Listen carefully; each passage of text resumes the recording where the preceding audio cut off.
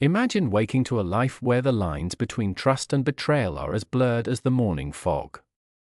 A story not just of love and loss, but of a journey through the labyrinth of the human heart, where every turn unveils a new mystery. Join us as we delve into the intricate tapestry of relationships, deceit, and the quest for truth that will leave you questioning the very essence of loyalty. Alice and I have been together for 8 years. When we first started together, I honestly felt nothing could be better. She claimed to have only had one sexual encounter with another. Not that there is anything wrong with that, but just do not lie to me about it. I don't mind how many people you've been with, just be honest with me. Anyway, during a drinking game at her friend's house, she casually mentioned that her body count was 43. I did not want to create an argument in front of our friends, but I was completely taken aback and ashamed. The couples played a drinking game against one another's replies, so I had to estimate what she would put in. I was convinced she was going to say something too, but when it came out, she said 43. The expression on my face must have spoken everything. I didn't want to cause a scene because we had both been drinking. However, when I brought it up the next day, she claimed that I had never told her that I had only ever been with one person, and then we had an argument about it. She felt it was unfair of me to try to portray her as an innocent angel.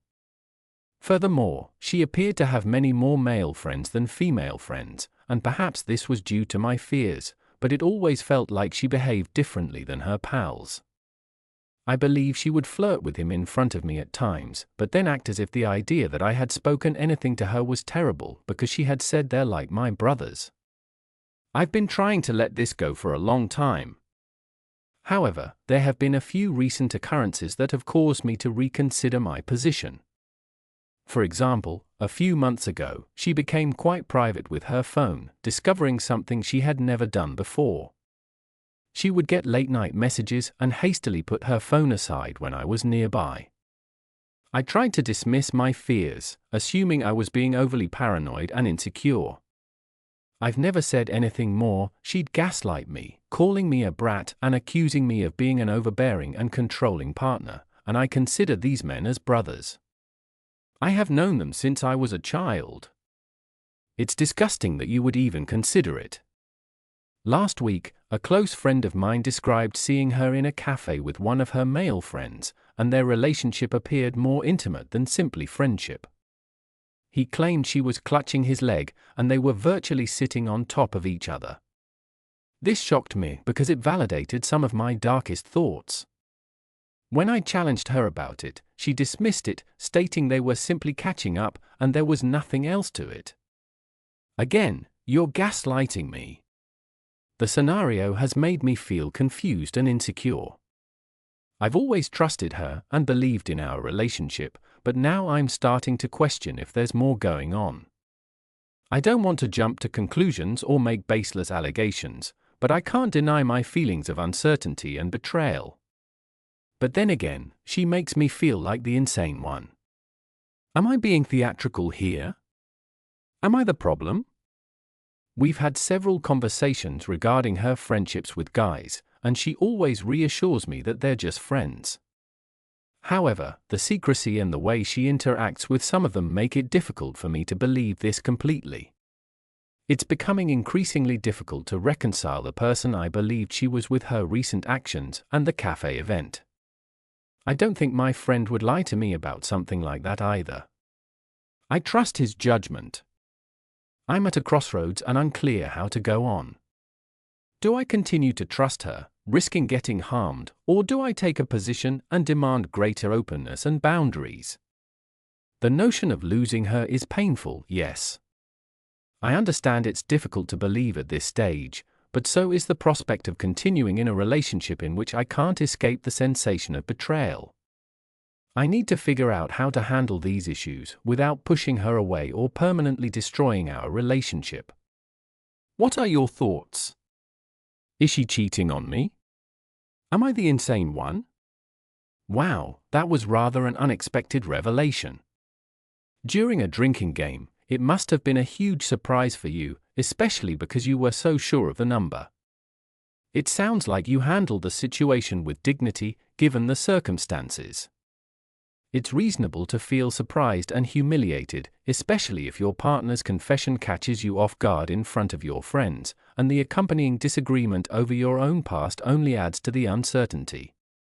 There seems to be a lot going on here, from the disparity in your sexual history to concerns about her behavior with her male acquaintances and the secrecy around her phone. Trust is the foundation of any relationship, and it is understandable to be disturbed when that trust is brought into question. It's a difficult question with no clear answer. There are obviously red lights in what you've mentioned that have not been further discussed and evaluated. Hello, I am back. I came here a few months ago to see whether my girlfriend was cheating on me, and I'm simply here to give you an update. After I posted that tale, many of you said she was, and that I needed to get a backbone and face her, then dump her. Okay, I did, but let me get there first. And then there were those of you who questioned why I was staying and what I was holding on to. So, here's some backstory. Yes, I met my girlfriend at a mutual friend's party. It was one of those moments when everything appeared to click right away. We bonded over our mutual love of indie music and late-night philosophical talks. We both studied in philosophy but attended different schools. She was smart, charming, and had an amazing laugh that could brighten up any room. I was captivated by her warmth and the way she made everyone around her feel valued. She was incredibly entertaining and laid back. We traveled together, supported one another through professional transitions, and even adopted everything together. Life truly felt perfect. She was tremendously entertaining and adventurous, usually up for unplanned road trips or mountain adventures. She was very much the outdoorsy sort. We backpacked across Europe, camping under the stars in national parks. We attempted to cross them off our bucket list of ours, including going scuba diving in the Caribbean. She had an incredible capacity to transform every ordinary day into a thrilling adventure. Her zeal for life was contagious, and being with her made me believe that we could overcome any obstacle. Okay, here's the update. So I looked through her iPad, which was connected to her phone. All of her instant messages and everything on her cloud would appear on her tablet. She usually keeps her phone close to her, so I had a unique opportunity. But I was aware that it would never happen, so I took a chance with the iPad and unexpectedly got on. I'm not sure if she forgot they were related or if she was a complete fool, but hey, you win some and lose some. I started going through her images, only to discover videos and pictures of her naked and playing with herself, early in our relationship. She had sent me similar images before, so it wasn't unusual for her. However, I hadn't gotten any of these current photos. They were all appropriately dated, but they were extremely identical to the ones I used to receive. I quickly had the foresight to airdrop them to my phone to ensure I had proof that she was indeed cheating. At this moment, I knew she was. I didn't want to totally admit it, believe it or not, I loved her. I mean, I do in an effed up way, or maybe I just loved the person who I thought didn't exist. Despite everything, I still care profoundly about her. We have shared so much together. She was present when my father died, and I've always envisioned a future with her. When I considered the approaching years, I always pictured them with her. There was simply no one else on my side, that's what made it so difficult. I adored the person she was. We had adventures and established a life together, that's why discovering her secret stung so much. And now that's all done. It is over. Everything I had hoped for has now been completed. When I looked up the information on the photos, I saw that a handful of them were taken with Snapchat. This could be even more odd, as we do not message one another on Snapchat. To be honest, I had no idea she had Snapchat at the time. I went through her texts and couldn't find anything that struck out, but then I checked her Snapchat, and she had a handful of guys on there that she had recently messaged, and she was on a big streak. All of these names seemed familiar, so I knew she was in constant connection with these individuals. When I opened the discussions, there were stored videos back and forth, as well as saved messages detailing what they did, what they intended to do, how well things went, and so on. I screenshot all of the dubious texts from the person she has been snapping. I didn't care if they were notified. Even after searching through everything, I placed it back and decided what to do. I wanted to contact her immediately and depart. I wanted to take up her belongings and fling them out the door onto the front lawn. However, after careful consideration, I chose not to bring it up. There was a danger I would do something I would later regret. I needed to really develop self-control. I wanted my retribution, and I had to make it right. I'll provide an update as soon as I find out what to do. Don't worry, first and foremost, you earn a gold medal for your iPad sleuthing abilities. Who thought a minor brain glitch could lead to such a startling discovery? But I got to give it to you, despite the shock of discovering those revealing images, you maintained your composure for the most part. I appreciate your desire for vengeance. Opie, I'm excited to see what twists and turns the next part of life with Asher will bring. Update to hello everyone, I am back with another update. After my last post, I took some time to consider how to address the matter. I was split between confronting her quietly and doing something drastic. Finally, I decided that the best way to deal with this was to reveal her falsehoods in front of the people she'd been fooling, including the person she'd been cheating on and all her friends who were pretending that everything was well with us. I persuaded her to hold a games night at our house with a group of her pals, including some new males she was messaging on Snapchat, who she said were nothing but brothers. It seemed like the ideal occasion to divulge everything. I believed it would be a dramatic but appropriate conclusion to this debacle. I spent the week before the game night preparing. I printed copies of her communications and stored the films to a folder on my laptop. I also backed everything up on a USB drive to ensure that I had all of the proof available when the time came. On the night of the game, I tried to be as natural as possible. I did not want to create any doubts. I assisted Asher in setting up appetizers and drinks, and we prepared a living area for our guests. As everyone arrived, I could feel my heart racing, but I knew I had to stay calm. Honestly, I was ecstatic. Then I began. We were playing board games, and everyone was laughing and having fun. I noticed her flirting with the guy. She smiled as she knew what was going to happen next. After messaging, I waited until everyone was settled and thoroughly engaged before making my move. I stood up and asked, "Hey guys, could I have your attention for a minute? I have some crucial information to give." Everyone looked at me puzzled but then quieted down. Asher appeared puzzled but not concerned. I took a big breath and continued, "It's time to decide whether to tell the truth or drink." I took out my laptop and plugged it into the television. I opened the folder containing the proof and began exhibiting the screenshots and videos. The room fell silent as everyone comprehended what they were seeing.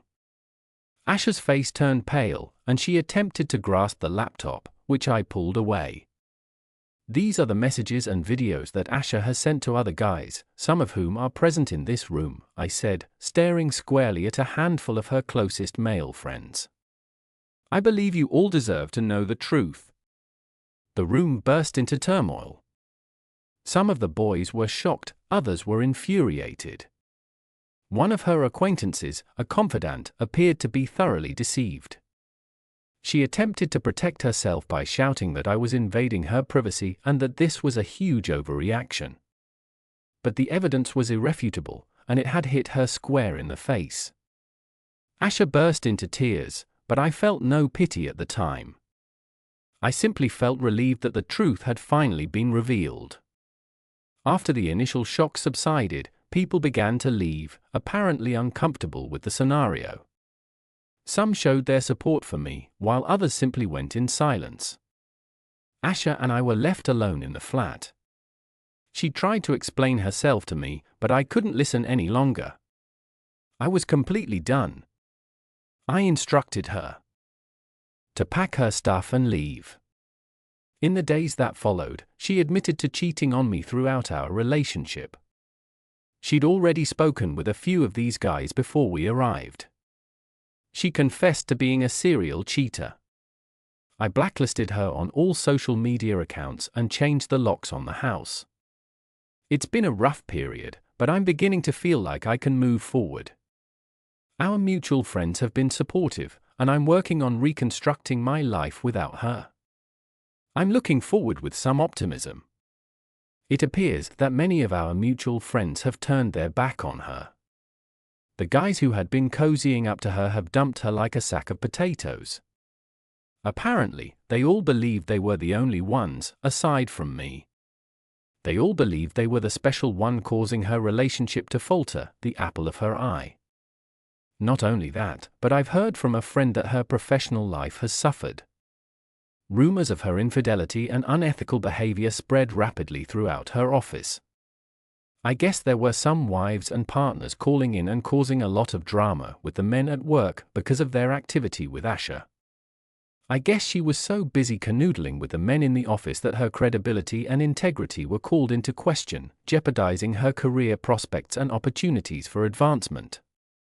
I heard she's on leave right now. Is anyone else going through something similar? Trust your instincts and do not be afraid to advocate for yourself. It's difficult, but you deserve honesty and respect in a relationship, always. Thank you to everyone who offered advice and support. It really helped me get through this.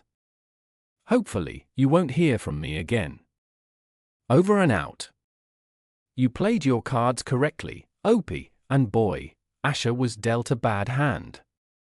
I guess truth or drink took on a whole new level of intensity. I can imagine outer space turning wider than a ghost as you began pulling out those receipts. But at least you admitted to being a serial cheater. It appears that she forgot to subscribe to the loyalty and honesty package. It's a shame her little game of cat and mouse cost her not only her relationship but also her credibility and professional reputation. And those guys with whom she was getting cozy were in for a rude awakening. They probably thought they were starring in their own romantic comedy with Usher, only to discover they were just extras in her devious scheme. They probably learned the hard way that there is no such thing as being the only one and Ashley's playbook. In terms of her professional life, let's just say her reputation plummeted like a lead balloon. Leave of absence, also known as leave of avoidance. While she is on the bench, it appears that she will have plenty of time to reflect on her life choices. But kudos to you for taking charge and demonstrating that cheaters never succeed. Let's hope you never have to deal with her drama again. Over and out. Here's the next story. Today, my daughter came to see me, but it wasn't a good visit for either of us, and I don't think she left feeling joyful. She was nice and warm, but too much time has passed, and the pain is too deep for me to just return her kindness without thinking it through. So, if she's such a great person, why haven't I talked to her in 5 years until now? It all began with something her mother did. I vividly remember the last words I said to Megan 5 years ago at her mother's funeral. After one of the most emotional days of my life, I approached Megan at the gravesite and with all the bitterness I could muster, I told her she was as non-existent to me as the woman we had just buried. Then, I turned to my son Stuart and said the same thing to him, wagging my finger in his face as I glanced at the shocked onlookers. I made it clear that my words applied to them, to the stunned reactions of my family and friends with their wide-eyed expressions, which will haunt me for the rest of my days. It was the pain of that moment that will stay with me forever, the pain of our shattered family, the passing of their mother, and losing their father that day. I walked away from everything, leaving with my youngest daughter Faye, our 25th wedding anniversary with my wife Connie. I found out about a gigantic affair. It was a gorgeous sunny day in June, and all our family and friends gathered to join us. My father, in his wheelchair, sat at the head table with Connie's parents and our 3 children. Everyone from friends to neighbors congratulated us and gave us more gifts than we could imagine. Even the town mayor stopped by with a special gift from him and the town council, a plaque declaring June 14th as Connie and Mark Jenkins Day. Under a large circus tent, over 200 people laughed, ate, and danced late into the night. When it came time to renew our vows, there wasn't a dry eye, especially Connie's and mine. Though I didn't notice tears in anyone else's eyes, I didn't see our children beside us at the altar, our families holding hands in the front row, or even our golden retriever Bo lying quietly by the preacher's feet. All I saw was Connie, the woman who completes me, whom I have loved and will continue to love, and whom I intend to spend the rest of my life cherishing. Our oldest daughter, Megan, had just returned from her honeymoon a week earlier after getting married a month before our celebration. Stuart had finished his sophomore year at university, and our youngest Faye had completed her freshman year. It was wonderful to have everyone back at home. I wouldn't admit it aloud, but I missed the noise and the chaos of having the kids around. I think Connie felt the same way. For a little while, we were a complete family again. A few days after our anniversary party, I was returning all the chairs, tables, and other party gear to the rental place when I accidentally bumped my truck into a nice new Lexus in the parking lot. I took the corner too sharply and messed up the headlight of the Lexus. The police officer who handled the accident report happened to be Greg, one of the kids who grew up with Stuart and played on many of his sports teams. Greg had grown taller than me now, and his uniform gave him an air of authority that added to his stature. I had watched him grow up and felt as proud of him as I did of my own children. After sorting out the paperwork, we ended up just hanging around and chatting about random things. At the end of our conversation, something he said sparked an idea in my mind. "Well, Mr. Jenkins," Greg said, reaching out to shake my hand, I got to head back to the station. "It was great to see you again, and I'm sorry I missed your anniversary party. My folks said it was a blast."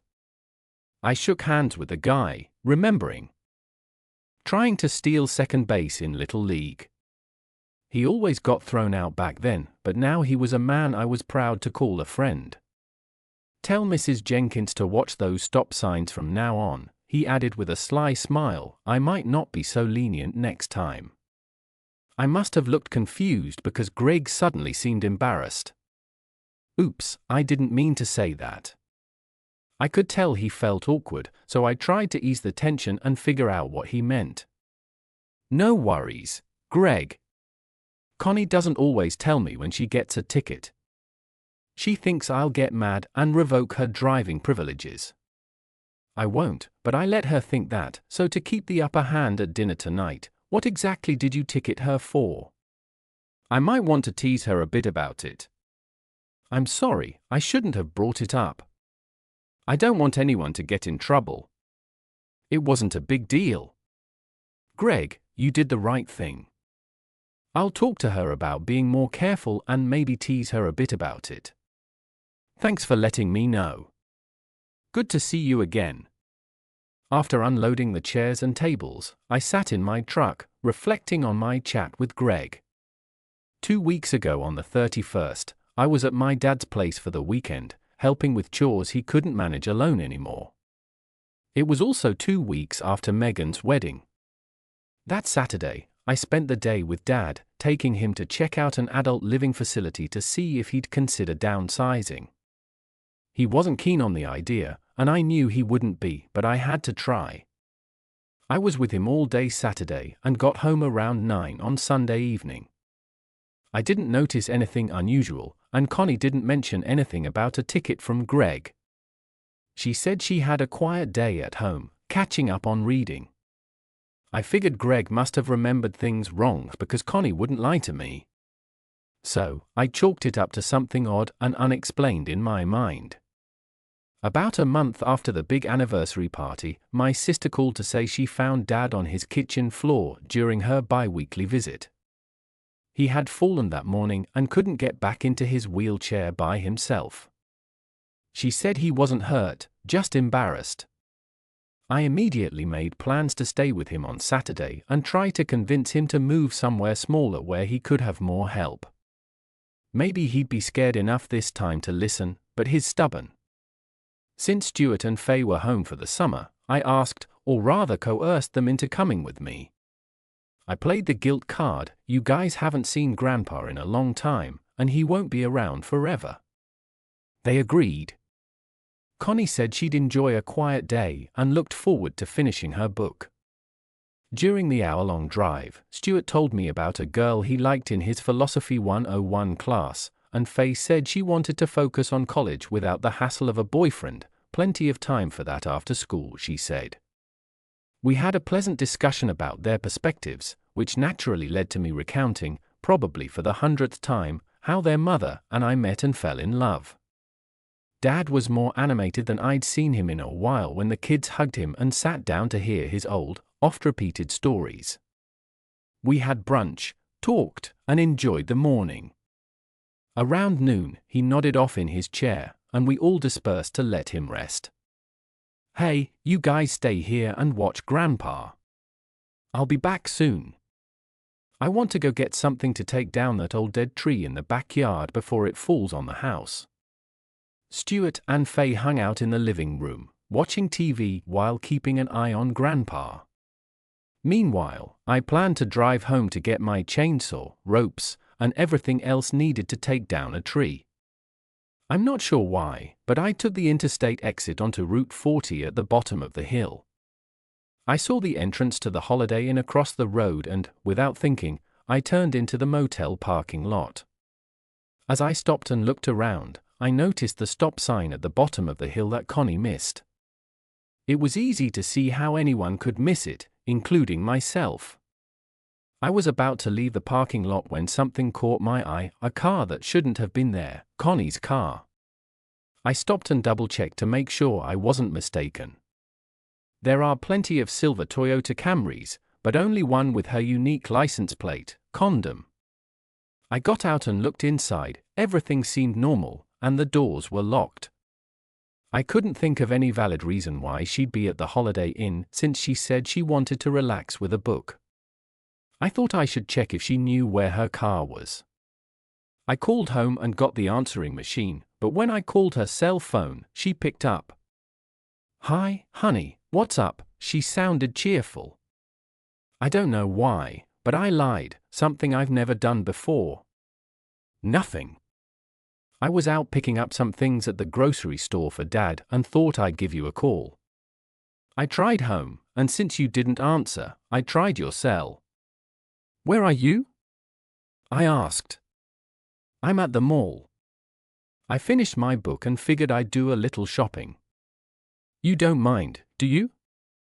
Wow, I thought to myself, she just lied to me, or at least I assumed she did. No, just don't spend the kids' college money. What time will you be home? Probably around 6. Do you want me to make dinner? She asked. No, I'm not feeling very good.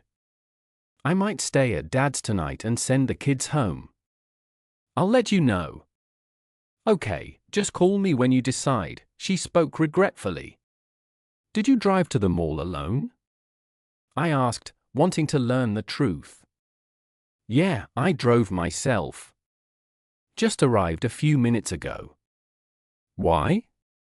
Just wondering. I've got to go. Have a fantastic time, and keep an eye out for Greg as you exit the Holiday Inn, I stated before hanging up. I waited, unsure what to anticipate, then I heard a muffled cry from the direction of the hotel. While scanning the neighborhood, I noticed nothing strange, particularly no source for the scream. I sat on the hood of Connie's Camry, keeping watch. A police car arrived moments afterward, and Greg got out. Hello, Mr. Jenkins, have you called 911? He asked. No, Greg, I did not. Someone called to report a car break-in. Greg, could you do me a favor? When you go inside, can you see if Mrs. Jenkins is present and who she is with? I will wait here. Okay, wait. No, I apologize, Mr. Jenkins. I will be returning soon. I'll find out what's going on and come chat to you. Greg apologized, looking uncomfortable. He returned to his cruiser and headed towards the entrance. I waited nervously, but nothing happened for what seemed like decades. Finally, in the distance, I heard a whale-like siren. It became louder as it approached, then stopped when it got to the motel entryway. Paramedics appeared and quickly placed someone into the ambulance. Greg drove up to me with a solemn expression on his face. I apologize, Mr. Jenkins. There was an event inside. Your wife was brought to county hospital in an ambulance. She attempted to run through a sliding glass door. Fortunately, it did not shatter, but she's gravely bruised with a cut over her eye and she's quite upset. The man who was with her left as the ambulance arrived. I have his details and statement. I can't disclose it right now, but you can come to the station tomorrow and file a Freedom of Information Act request to get it back. I am deeply sorry about this. You and Mrs. Jenkins feel like family to me. He offered to shake my hand, but I couldn't answer. Tears welled up when he drove away. I managed to drive back to Dad's house, standing in the driveway in a trance, realizing something was wrong and rushing out, saying, "What's the problem?" I was too overwhelmed to talk. She became increasingly concerned, and I eventually broke down in tears in front of her. I'd never sobbed in front of my children before, but after witnessing their father in such misery, Faye began to cry as well. When Stuart joined us, through sobs, I informed them that their mother was in the hospital and they needed to go to her aid. I didn't clarify or explain what had happened, but they were in the car and on their way out in no time. I handed Stuart the keys and told him I wouldn't be joining them. I will stay here tonight. They glanced at me with alarm but drove away. Nevertheless, I made sure Dad was all okay before collapsing on the couch. My heart raced. I glanced at the floor and wept hysterically. Dad wheeled over and sat beside me. "What is on your mind, Mark? What is bothering you?" I've never been able to address personal issues with my father. He is old-fashioned and has always kept his emotions guarded and under control. In that respect, I believe I followed in his footsteps. When I had problems growing up, he would simply tell me to act like a man, and everything would be fine. I expected to receive the same advice this time, so I remained silent. But he surprised me. "Let me tell you a story about your mother and me, something I have never told you, your sister, or someone else. I got in trouble at work shortly after you were born. Your mother wanted this expensive red dress, but I couldn't afford to buy it for her, so I stole a tool and sold it. I was caught, eventually paid back what I had taken, but they fired me and handed me over to the police. I ended up being on probation for a year. That was the easiest part. Your mother was furious with me, like she had never been before. She was probably more disappointed in me than ever before. It caused significant damage to our marriage. She was distant and cold to me for a long time. Then one day, she came home and mentioned that she might have found me a job near where she works. She suggested that I go there the following morning for an interview. Then she hugged me, looked me in the eyes, and said, "I forgive you, son."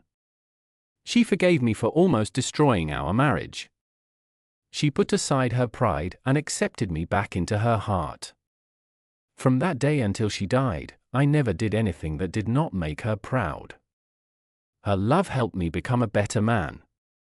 Yes, she was upset for a while, but she was a better person than I was, and we got past it.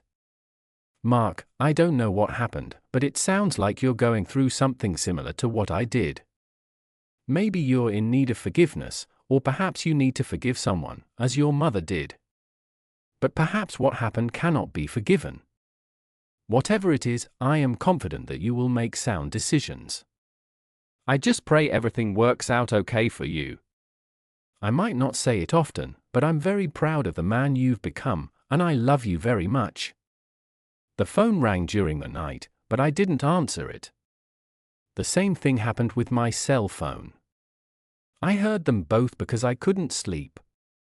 I spent the weekend with Dad and spoke to Megan and Stuart on the phone. I didn't talk to Connie when they asked. I wasn't ready for her to see me or hear me in the state I was in. Monday morning, I called work and explained I had a family issue and needed a few days off. I didn't know all the details of what she did. I think my children knew more than I did, but one thing was clear: I couldn't handle knowing any more. "Hi, Mark." Her familiar voice broke my train of thought and stirred up a whirlwind of emotions. Again, without turning, I muttered, "Hi, Connie." I remained still, watching as she pulled a chair up in front of me. "I'm sorry, Mark," she said, looking down at her hands. They'd always been beautiful and strong, like the rest of her, but now one was bruised, and the other had a large band-aid across it. When I looked up at her face for the first time, I saw the bandages crisscrossing her nose, holding the broken bones together. A big gauze patch covered one eye, hiding the stitches underneath the other. I was surrounded by a dark bruise that looked black and orange. She looked like a train wreck, as Faye would say. She used to be so beautiful, and now she's so damaged. I couldn't tell if my opinion of her appearance was clouded by my broken heart or if she truly looked that way. "Mark, I came here to apologize. I know I'm sorry isn't enough to fix things, but it's all I have. Megan drove me here because I'm still too upset to drive. I needed to see you, talk to you, and make you understand what I did to you, to us. Mark, I messed up. It's my fault, not yours. You didn't do anything wrong. You didn't deserve any of this. As much as I hurt you, I feel the same pain, maybe even more because I caused it. The pain I'm feeling is self-inflicted, and it may have destroyed something that means more to me than life itself. Mark, I want to explain what happened, and maybe now I don't want to hear anything from you. Knowing what I know now is tearing me apart inside. If I hear any more, it might destroy me. Please just don't say anything, but Mark, if you understand what happened, maybe there's a chance you could forgive me. I don't want to lose you. I love you, and you need to understand why I was weak and did what I did. It all started, no damn it, I told you I don't want to hear it. But Mark, you have to hear me out. It's the only way we can move past this, the only way we can heal and be a family again. Please, Mark, just listen." I said no. I stood up and walked away, leaving her crying into her bruised hands. "Dad, please listen to her," Megan pleaded as she followed me toward the kitchen. "She needs you to hear her out and forgive her. She wants to explain what happened and apologize so we can move forward." I turned and glared at my eldest daughter, letting out the words that set me on a path that would ultimately lead to my own downfall. "Megan, if you think listening to her story will fix things between us, you're even more naive than she is. If she needs to clear her conscience, she can write it in a letter and send it to me. I can't sit here and listen to her justifications for abandoning our 25-year marriage and shattering me in the process. I can't be with her right now. I don't have the capacity to forgive her." I got into my car and drove away, not knowing where I was going or whether I would return. I didn't cry much while driving. Most of my tears fell on Dad's patio right then. I just needed to leave and clear my mind. When I returned to Dad's the following day, Faye greeted me at the door with a smile and embrace. That smile meant everything to me at that moment. It reminded me that even in the middle of adversity, happiness is possible. It gave me hope that one day I might find happiness again. It did not say whether my decision would make others happy. Dad was also pleased to see me. During supper, I discussed my ideas with Dad and Faye. Dad, I've chosen to move in with you for a bit. I need some space from everything. You may also use some help with cooking and cleaning, and frankly, Dad, I've had enough of your food to know you could use someone who can make more than bacon and eggs. Faye, could you assist me with gathering some items from my home? I can't go back while Mom is there, and I need some supplies for work and here. You may inform everyone that I will be staying until I find a more permanent answer. Just say Mom and I are currently separated. Keep it brief, there are no details. Sure, Dad. I'll go back at night and bring you what you require. Simply give me a list. Should I say something to Mom? Just tell her I'll be living here and not to call me until I'm ready. I'll reach out to her. I handed her the list and spent the evening talking about our new living arrangements with Dad.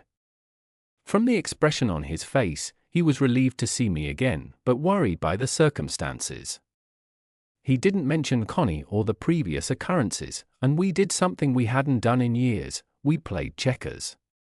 He obviously won. When Faye returned with our items, I was astonished to see her car so filled. She answered firmly, I also brought my stuff. I will take the guest bedroom and stay here until school resumes.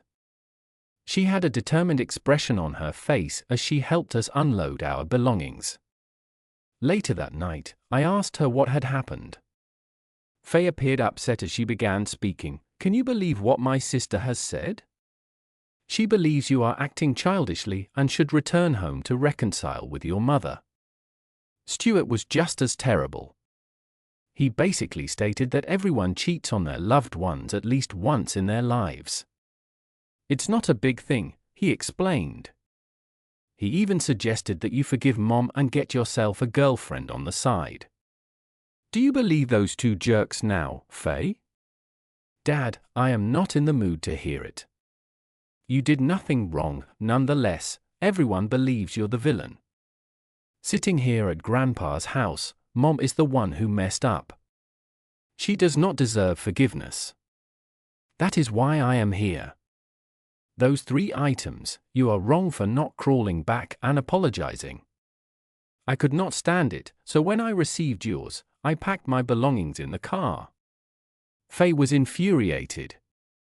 I knew she couldn't change her mind after making such a decision, so I sat quietly for the next 2 months, allowing her fury to run its course.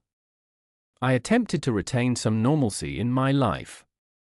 I went to work every day, helped around the house, and even showed Faye how to prepare delicious vegetarian lasagna. Every few days, Megan or Stuart would call and ask when I was coming home. In my imagination, I imagined Connie listening behind them, waiting for my reaction. I told them I was staying with Dad and didn't want to hear about Connie or talk to her. More than once, they tried to say something, but I hung up. Stuart once knocked on my home and said he had something essential to tell me. We went out back and sat on the patio so he could express his thoughts. Dad, you need to return home right now. It's been 2 months, and Mom is feeling worse than ever. I have to go back to school shortly, and I can't leave Megan alone to care for Mom. We are concerned about what Mom might do when none of us are present. She cries all the time, does not sleep, and eats little. She has lost a lot of weight. Some of your pals have stopped by, and they are just as anxious as we are. She's just sitting at home feeling sorry for herself. We tried to take her out to eat or shop, but she immediately started crying again.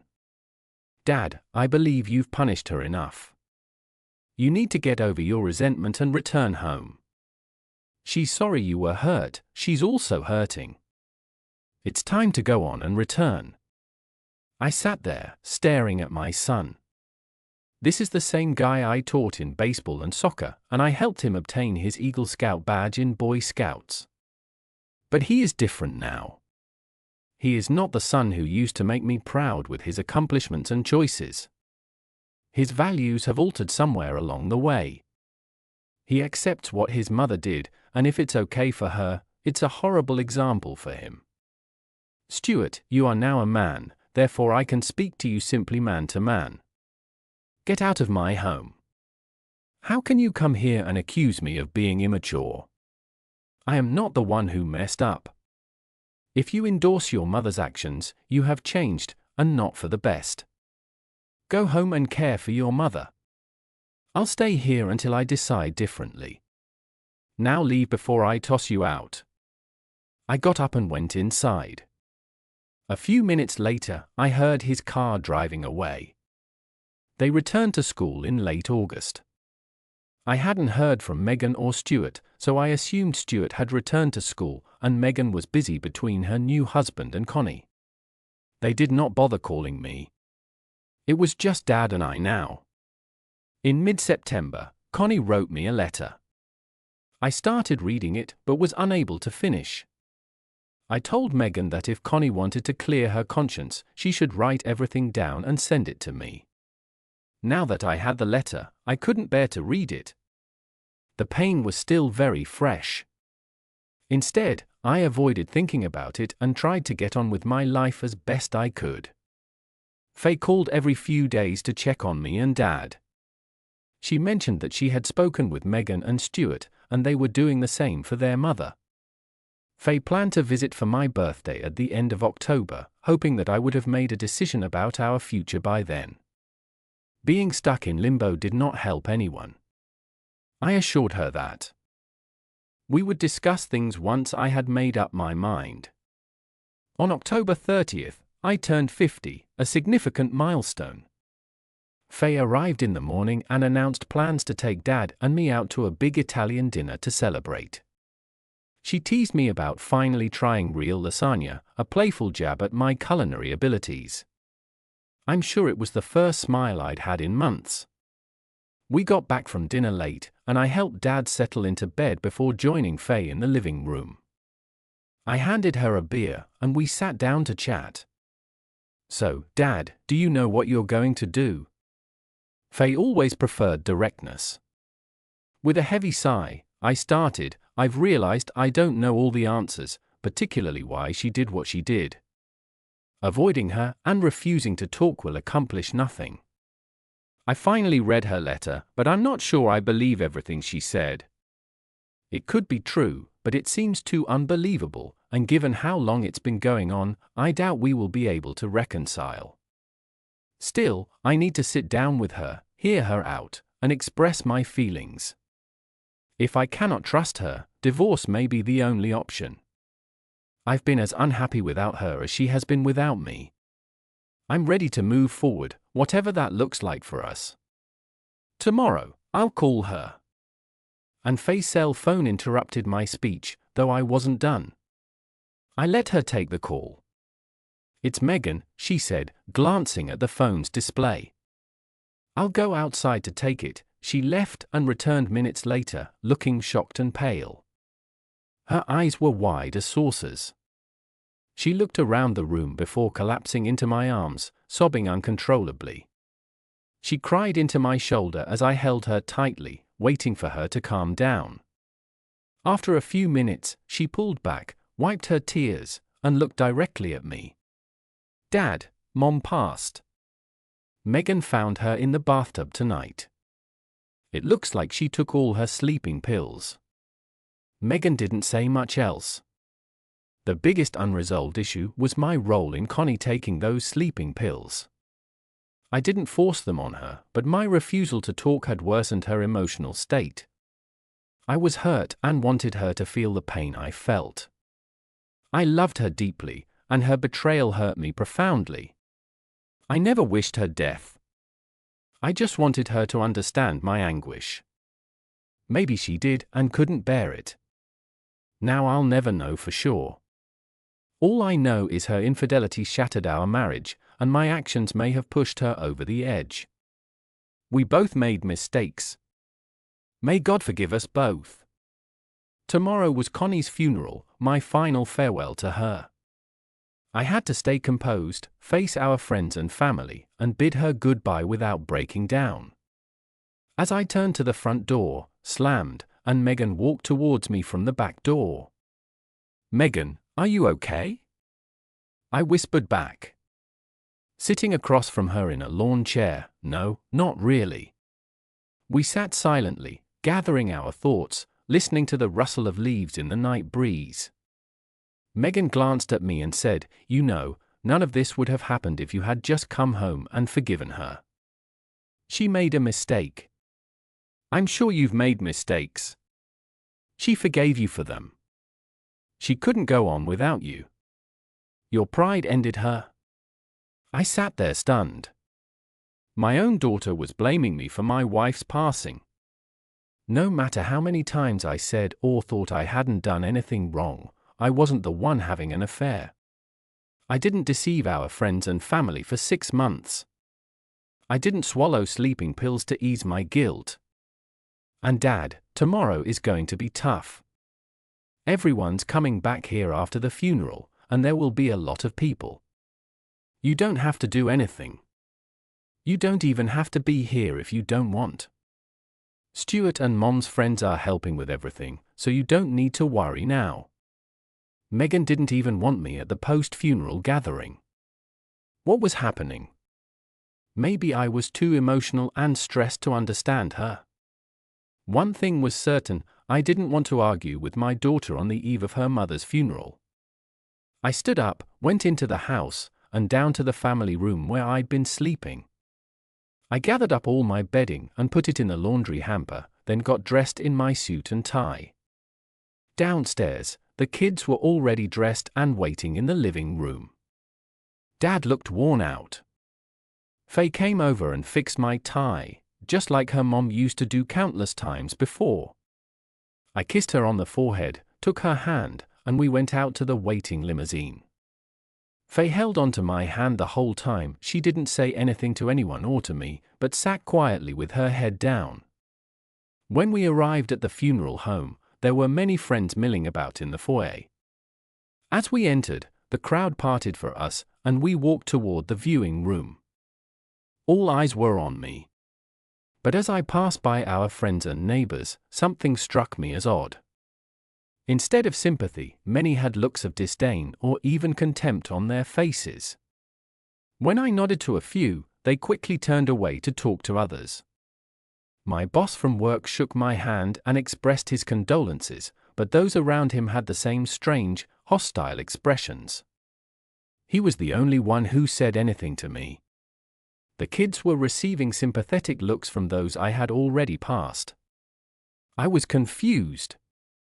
I didn't have much experience with funerals. The only one I'd been deeply involved with was my mother's, and this was nothing like hers. Faye walked with me up to the casket, and we knelt down to say our final goodbyes. Soft organ music played in the background, but I could still hear whispers from the crowd behind us. In my silent prayer, I caught fragments of their murmurs. "Unforgiving jerk, walked out on her, he caused this. Hypocrite, son of a witch, you ended her." Faye gripped my hand tightly, sharing the pain from the harsh words we both heard. The funeral was moving, with a touching hymn that Connie loved, not the usual funeral music. Surprisingly, Connie's friend didn't acknowledge me or Faye after speaking with Megan and Stuart. Several friends spoke, and Megan wrapped up with a call for mercy and forgiveness, likening it to Jesus' attitude towards those who crucified him. It was cold and quiet at the graveside, where we listened to the preacher's last words. At the service's end, we each placed a red rose on Connie's coffin. I went first, followed by Faye, then Megan and Stuart. Dad's friend wheeled him past the coffin too before leaving, overwhelmed by emotion. I confronted Megan and Stuart. I bitterly told them they were dead to me because of their actions, spreading lies and portraying me negatively. I said this in front of everyone and left with Faye, instructing the limo driver to depart quickly, leaving Megan and Stuart by the roadside. Only a few people, including my boss and his wife and 2 neighbors, came to the gathering after Megan and Stuart supported each other at her place. Faye later explained that many thought I had wronged Connie, leading to her passing, and now viewed me as responsible. Faye went back to school, leaving me feeling isolated. Her visits during breaks were the highlights of my lonely days. Megan was busy with her in-laws, and Stuart was either at school or elsewhere during his breaks.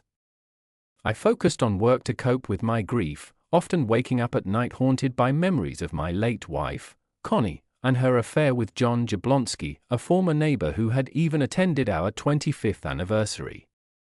As time went on, the pain eased somewhat. Megan named her children Connie and Hans, but I haven't met them. Stuart married a college girlfriend but ended up divorcing after following his mother's footsteps by cheating. He moved to California, and I've lost contact with him since the funeral. Faye keeps me updated on their lives, reminding me that despite everything, they are still my children. At work, my boss became my main support, giving me space when needed but also pushing me to improve, which led to a promotion to senior manager in Florida. I moved to Orlando, sold my old house, and settled into a new life, ensuring my dog Bo adjusted well by getting him a companion. Now we're all doing well in our new home. I lost most of my friends back in Maryland, with only a few still keeping in touch and none inviting me out. After Dad went away a year post-Connie, it was just me and Faye, who finished top of her class and obtained an excellent job in Florida. She's staying with me for now, and I'm not eager for her to move out. It's been 5 terrible years. I've lost practically everything except Faye to prevent feeling like a lonely old guy with just my pets. I turned back to writing, a long-time pastime. I used to write solely business reports, but recently started composing short stories again, even selling a couple. One weekend, what started as a fiction concept evolved into a novel about a terrible time in my life. Though it was unpleasant to rehash terrible memories, writing it was healing. I completed a draft, but kept it private, boxed up in my den to perfect my work. I joined a creative writing class at the local community college. Most of my classmates were considerably younger and less experienced, but I found companionship with 2 other senior students. Maurice was writing about his family's Civil War history, while Alicia, a widow and mother of 5, had moved to Florida for a fresh start and was pursuing new passions through college classes. The more Alicia and I chatted, the more we discovered we shared in common. I've always believed in letting my date talk and listened intently because there would be a quiz later. Not having dated in nearly 3 decades, I paid careful attention to Alicia. She talked, and I made mental notes. One day, recognizing she had been doing all the talking, she inquired about my background and why I was alone in Central Florida, taking a writing course at a community college. I told her a simplified version of my experience, intending to redirect the subject back to her, but she persevered.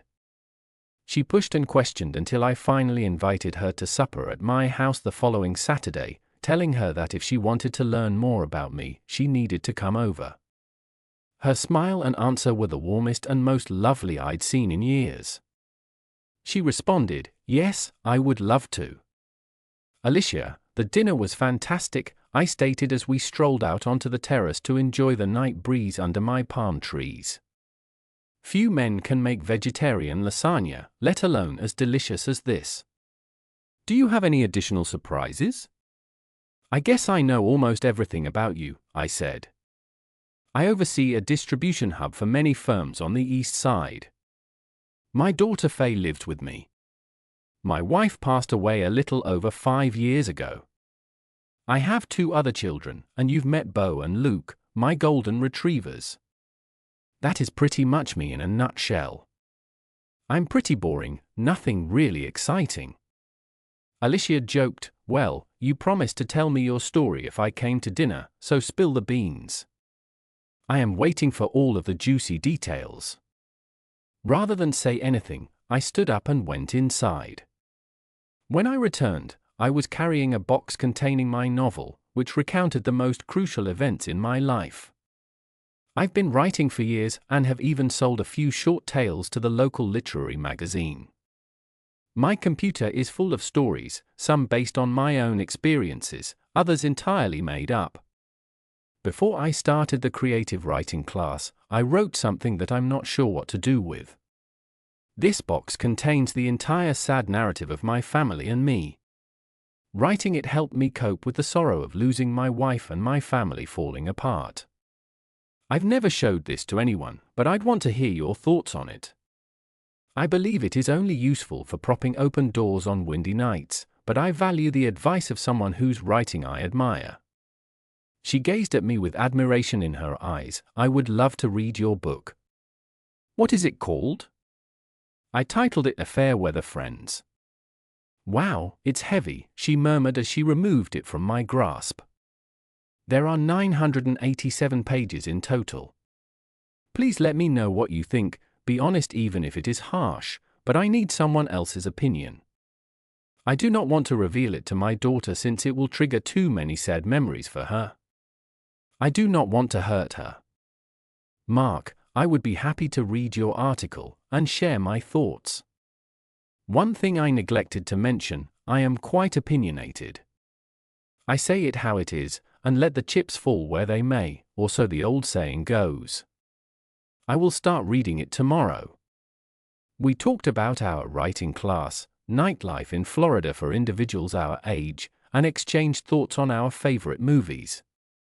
It was a lovely evening, and for once the Florida weather cooperated as I led her to her car. She gave me a kiss on the cheek. I felt like a teenager again. While cleaning up after our modest dinner party, Alicia did not show up for our next session, and I have not heard from her since our supper. I began to worry that asking her to review my book made her believe I was insane and should be avoided at all costs. I considered calling her, but didn't want to come off as forceful. 2 weeks later, she called me while I was away and left a message on my answering machine. Hello Mark, this is Alicia. I'd want to invite you over for dinner on Friday night.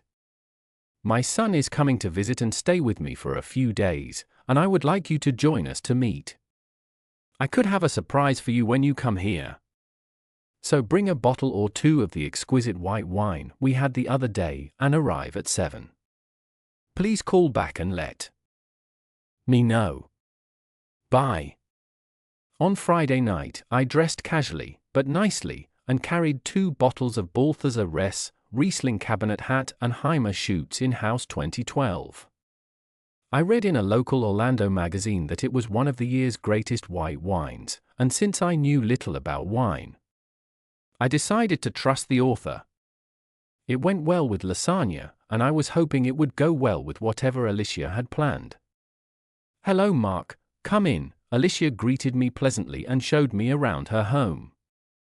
When we got to the patio, I noticed a small table set for 3 with candles and wine glasses. A man came from between 2 orange trees and walked into the light of the dining table. Mark, I would like you to meet my son Barry. Hello Barry, this is Mark Jenkins, said Alicia. Nice to meet you, Barry, I said as we shook hands. Mom has said many positive things about you. She is impressed. That is not easy to do, Barry replied. Nice to meet you as well, Barry, but whatever she told you was probably fiction from our creative writing class. There's nothing particularly exciting about me, I responded. Alicia smiled and gestured toward the table as we sat down. She took the wine bottles and placed them in the chiller. When she finally joined us, she smiled brightly and took my hand. Mark, I invited you here on false pretenses. We'll eat as soon as the wind cools, but first I'd like to discuss and share what I believe is exciting news. It might be a surprise to you, hopefully a good one, she said. I was incredibly curious, but also quite nervous. Mark, my son is here tonight to meet you because I did something you might not have approved of if I had asked you first. But I went ahead and did it, and it's too late to change. So if you're going to be upset, just be upset, Alicia began. This is what happened. I read your book in 2 days and was completely blown away. When I got halfway through, I couldn't put it down. It's the most inspirational and heartbreaking story I've ever read. I cried at the end of the chapter when you moved in with your father following your wife's revelation. I cried again when I read about your children, Mark. This is the most amazing book I have ever read, and I had to share it with my son. I sent it to him, and he read it. Normally, he does not read books by unknown authors without being asked, but he did so for me. He enjoyed it too and wishes to assist you in editing it so that we can publish it. Isn't this fantastic? I just sat there looking at her, and she smiled back at me. I wasn't sure what to say or do. I probably looked pretty foolish, but there was nothing I could do about it. When I glanced at Barry, he smiled back and continued where his mother left off. Mom was right, Mr. Jenkins. This is the best first novel I've read, and I've seen a lot, working at Prentice Press in New York. I handle new author submissions, and each month we get about 100 books, review them, then pass them to 2 other reviewers. If we all agree it's good, we help edit it and get it ready for publication. We want to publish your book. We'll talk details later, but for now, congratulations. It's a standout book, and it will be successful. I was shocked and speechless. Alicia just smiled, then kissed my forehead and went to prepare dinner. During dinner, we got into discussing my book, sometimes getting emotional. We had mahi-mahi and peach cobbler while Barry outlined the publishing steps, promotion, and royalties. I realized I wouldn't get rich from it, but the thrill of seeing my work in print was beyond measure. After Barry headed to bed, my head was buzzing with everything. Alicia and I finished our wine in the cool night air, fantasizing about being famous like Stephen King or J.K. Rowling. It was a nice dream, even though I knew it was just that, a dream. It was past midnight when I decided to head home. Alicia walked me to my car, giving me a deep kiss that reminded me I still had a lot of life in me. I hadn't felt like this since Connie, which was bittersweet, but the thrill I felt driving home lifted my spirits. Over the next 3 months, I worked with the Apprentice Press editor to publish my manuscript. We coordinated through one in-person meeting and many emails and calls. The first step was moving my draft from my Word to a more complex editing software. Once we finalized the manuscript, I received a printed galley overnight. I spent a whole weekend fine-tuning every detail, always finding small improvements, just as my editor predicted. I kept my day job at Fox Industries but spent my nights on the novel. Faye, supportive as ever, took care of me like a mother hen, ensuring I stayed healthy and informed. Alicia visited on weekends to keep my creative energy flowing. My book came out on May 1st, and my contract required me to do a bunch of signings across the country, even in my hometown, Ellicott City, Maryland. That stop made me nervous. I took 3 weeks off work for the tour.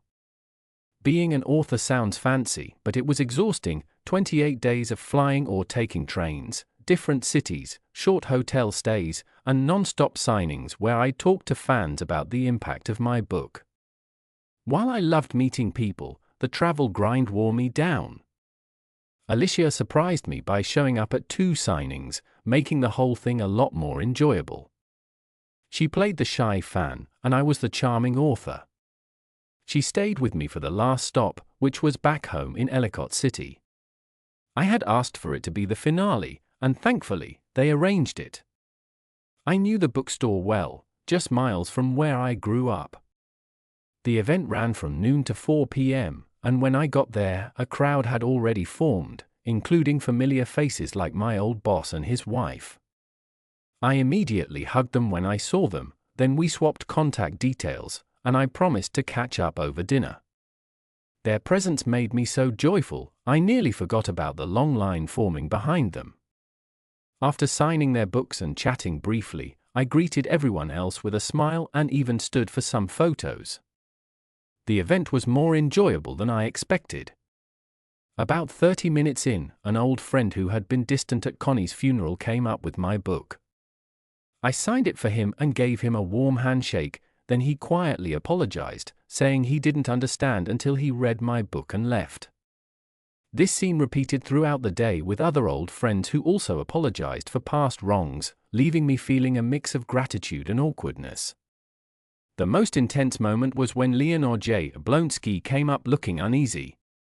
She apologized for our past troubles and shared that she divorced John, the cause of much pain, and was now engaged to someone else.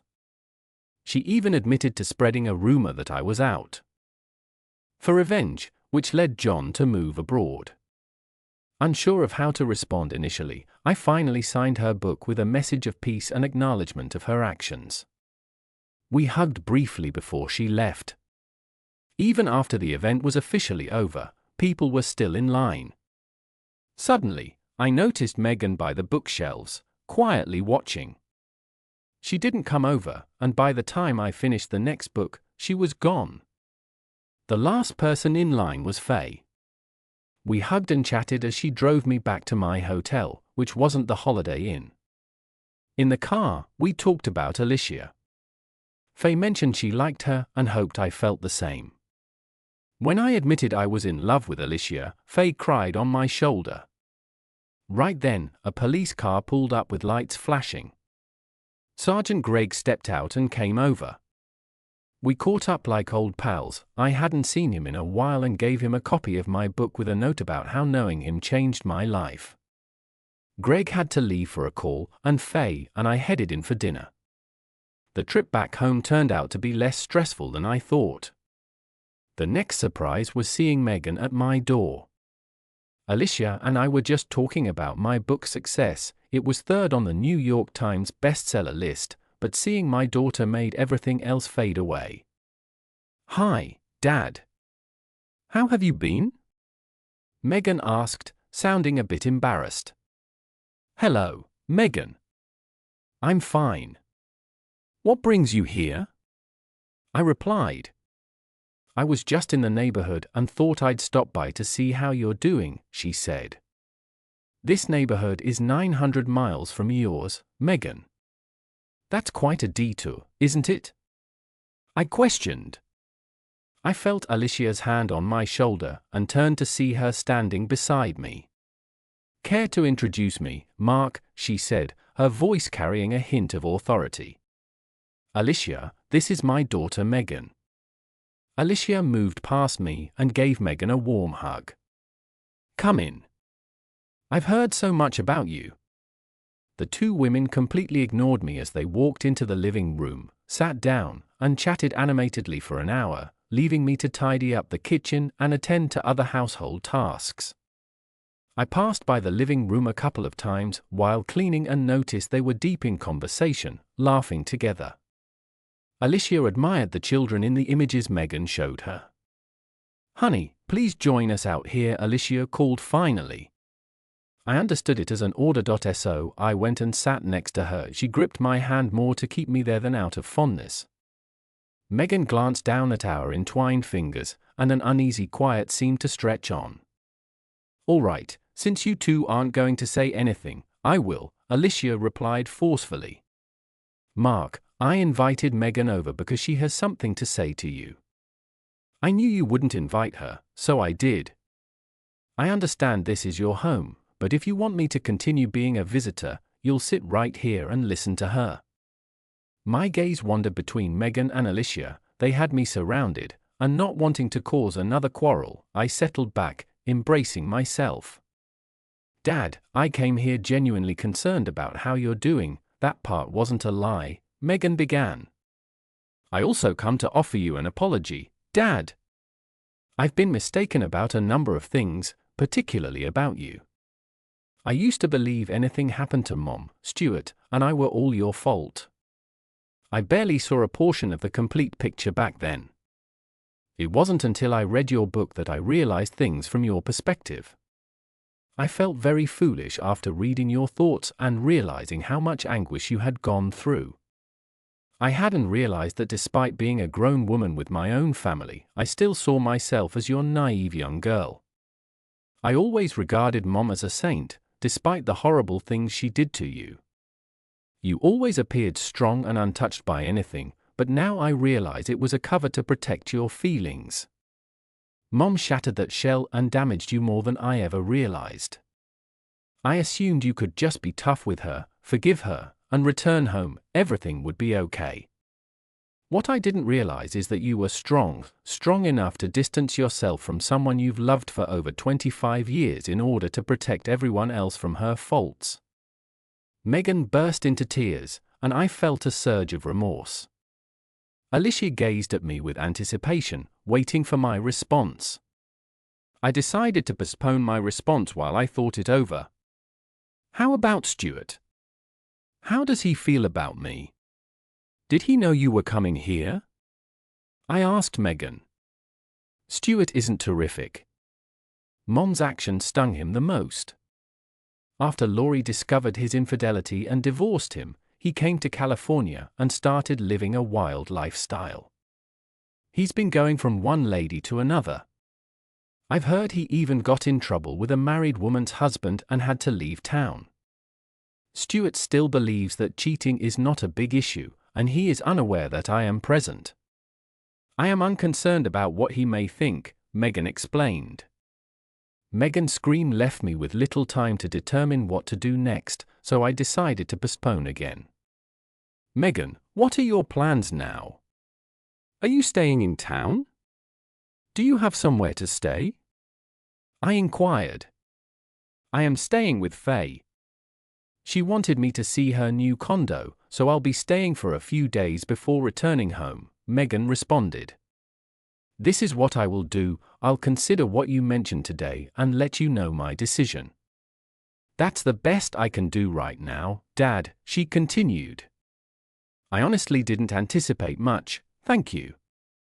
I'll go over to Faye's now, Megan said as she prepared to leave. Alicia, it was a pleasure to finally meet you. I hope we get to meet each other again soon. Take good care of my father for me. Megan left as soon as she arrived, and I had a lot to think about, but this time Alicia was at my side, keeping me away from making hasty judgments.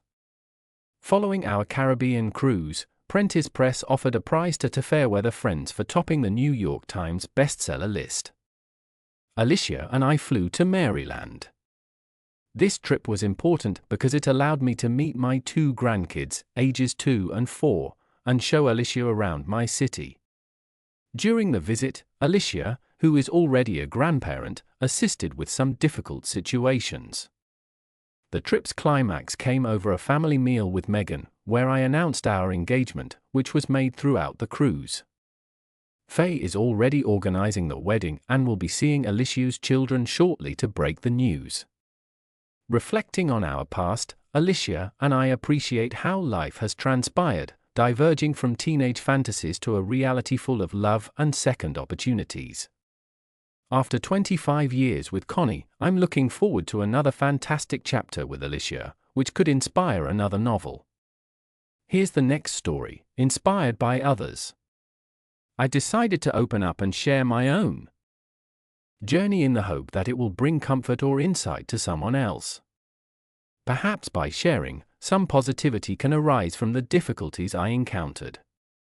A little backstory to provide context for the story: I turned 18 and left my hometown for a rural blue-collar community. I began working in the trades and eventually earned enough money to purchase a decent home with a 3-car garage for all of my toys. I'm not afraid to confess that I treated myself. I worked hard, so I played harder. I didn't have much when I was growing up, my family struggled, so when it came to money, I helped them out by paying their bills and getting them out of debt. My family and I were quite close, but I'm not perfect. There was a point when I reached rock bottom. I became addicted to opiates after suffering an injury at work. I basically blew out my knee and had to get surgery. I was out of work for a significant amount of time. After I had healed, I went back to work, but I was okay and medicated. It started with opiates and then I added some cocaine. I was in anguish, felt lonely, and wasn't happy. I was working my butt off, but my family stepped in and saved me. I was around 23 years old when I first became sober. I met my future ex, Kelsey, when we first met. She was seeing someone else at the time. Her long-term boyfriend happened to work in the same town as me. We worked in the same camp, but due to its size, I had never worked closely with him. Even though we did not work closely together, we had shared friends. Kelsey happened to be in town that day and attended a cookout hosted by a mutual acquaintance. To be honest, at the barbecue, she flirted with me, and I shamelessly flirted back. She texted me following that, and at first, it seemed harmless with a few body jokes sprinkled in. I could see she was attempting to get me to bite, but I didn't realize it until she informed me she had ended her relationship with him. When I had a free weekend, I drove 3 hours to see her and spent the weekend at her apartment to get my nut in. Let me tell you, she did not disappoint, and in retrospect, she was mentally disturbed, but it added some spice. I enjoyed it, yes, anything. For the most part, our relationship prospered throughout the next 4 years, despite a repeating pattern of being on and off again. Whenever I went out of my way to do something special for her, we'd get into a big fight, and she'd break up with me. But the breakup didn't last long because she kept coming over to me and then pleading for reconciliation shortly after. To be honest, this was how things were, and it felt natural to me. It also felt like a joke. I never took it seriously when she broke up with me because I knew she'd be back at my house in a week, enticing me. She was insane, and it drove me insane in the finest of ways. After a while, and after speaking with her recently, she told me that she ended her relationship with me because she was ashamed of the fact that she cheated on me in the same way she had cheated on her prior partner. She said she was basically addicted to it, enjoyed the attention, enjoyed the chase, and honestly developed a bit of an addiction. I think a part of me didn't believe I deserved love, therefore I became accustomed to being treated in this manner. At one point, however, I attempted to put my foot down and exercise some self-control. This lasted around for months during our breakup. I took time off work and traveled, backpacking across France, Italy, Croatia, and even Greece. I met some of the most stunning women I'd ever seen, and for a brief while, I forgot about Kelsey. It's shocking, I know, but I was genuinely relieved when I returned and began planning my next move. I planned to sell my house and move out of that small town. I intended to go somewhere warmer and simply travel up north for work, but she must have smelled blood in the water because as soon as I was out shopping, she called and stated her want to reconcile, expressing genuine intentions of commitment, so much so that we discussed marriage, starting a family, and even went house searching together. Shake my head, but everything seemed to fit together perfectly, and I genuinely believed her. This is where things started to go really wrong. My work is really erratic. We have assignments that can last anywhere between 2 weeks and 6 months. It truly depends. I get unemployment insurance while I'm not working. I subsequently sold my house in that blue-collar area, and Kelsey and I purchased a home in the city where she lived. However, this means I can be gone from home for at least 2 weeks at a time. And at most 6 weeks. If anything, I make an effort to return home as soon as possible, even if it takes 3 days. So, at some point, I return home after 6 weeks gone, and we had just concluded a shutdown, working for 10 days straight. As soon as I return, I get pretty dodgy vibes. She starts to love bomb me, performs a certain act on me as soon as I get in the door, grills some steaks, and builds a fire. We sit around the fire and enjoy the night. I had a feeling she was trying to flatter me or hide something, as she was clearly diverting me from something. We're lying in bed afterward, and it's almost 2 a.m. She's had roughly 6 beers and a bottle of wine. She's a lightweight, so by this point, she's quite drunk. She's lying there naked, and then she adds that this guy, I'll call him Ned, continues messaging her on social media. She claimed that he randomly contacted her on Instagram, and instantly, I see a red flag. I try to shake it off and pretend it doesn't bother me. She keeps mentioning this guy and how funny he is. I'm attempting to shift the conversation away from the current topic, but she keeps bringing up this Ned man. She begins telling me about how Ned is so kind, how he listens to her concerns, and how he understands her in ways I never could. It feels like a dagger to my heart, listening to her compliment another man while I lay naked in my bed. But I try to remain composed, pushing back the rising tide of jealousy and insecurity. She goes on to mention how Ned recently ended a relationship and he's been going through a difficult time lately, how he feels lost and alone. Then, in a moment of vulnerability, she admits that she's been telling him about her relationship problems. I might have realized this was a betrayal when I realized she was airing our private struggles to a virtual stranger. Despite the anger and hurt simmering beneath the surface, I force myself to remain calm and listen as she recounts their conversations. She eventually passed out, and I grabbed her phone and took it to the bathroom to do some digging. Yeah, I felt guilty at first. But when I saw the messages between the two of them, the guilt turned into rage. I immediately wake her up, hold the phone to her face, and show her the news they've been sending each other, not just recently but before our formal break. We had been living together for nearly a year at this point. Naturally, she breaks down in tears and sobs. She's inebriated and making no sense, so I leave and spend the night at a friend's place. She tries calling and texting me, but I don't respond. She is absolutely blowing up my phone in the morning. When I return home, I find her passed out in the kitchen and unresponsive. It turns out she had a full-fledged panic attack. She hyperventilated to the point where she passed out and smashed her head on the kitchen counter. She suffered a mild concussion. I informed her that I needed to hear the truth, and that's what she admitted to doing with Ned shortly before we broke up for 4 months, and I went on my vacation. She mentioned that she thought I was onto something back then, so she began the conflict and ended our relationship before I could end it with her. She claimed she hooked up with him while I was away and had no idea she missed me, and when I got back, she wanted to be back together. She said she only started chatting with him again when I was away working recently because I was gone and she had needs. She should have told me that she is too horny to be monogamous, but she loves me and does not want to lose me. Then she delivers another bombshell: she didn't really break up with our common buddy before we started dating. She simply wanted to be with me so desperately that she told me she had. Honestly, I had a suspicion she was still seeing him. She stated that she ended her relationship with him after a few months and realized I would stick around. I will be honest with you, the addict in me claimed that I could fix her.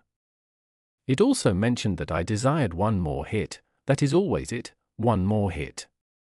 So we tried. I informed her that she needed to stop her relationship with Ned in order for this to work, not only that but she needs to stay sober for me. So I saw her text him and then something. I checked the text message and noticed she had blocked him on her phone and Instagram account. I don't understand why. It was intended to make me feel better. Deep down, I knew it wouldn't work. We converse, and despite everything, I'm still in love with her, eager to pursue our shared goals of creating a family, marrying, and owning a home together. It is the vision for which we work ceaselessly. I'll confess it was a hopeless cause, but a part of me desired some security. I desired this ideal small happy family. I hoped to make my parents proud.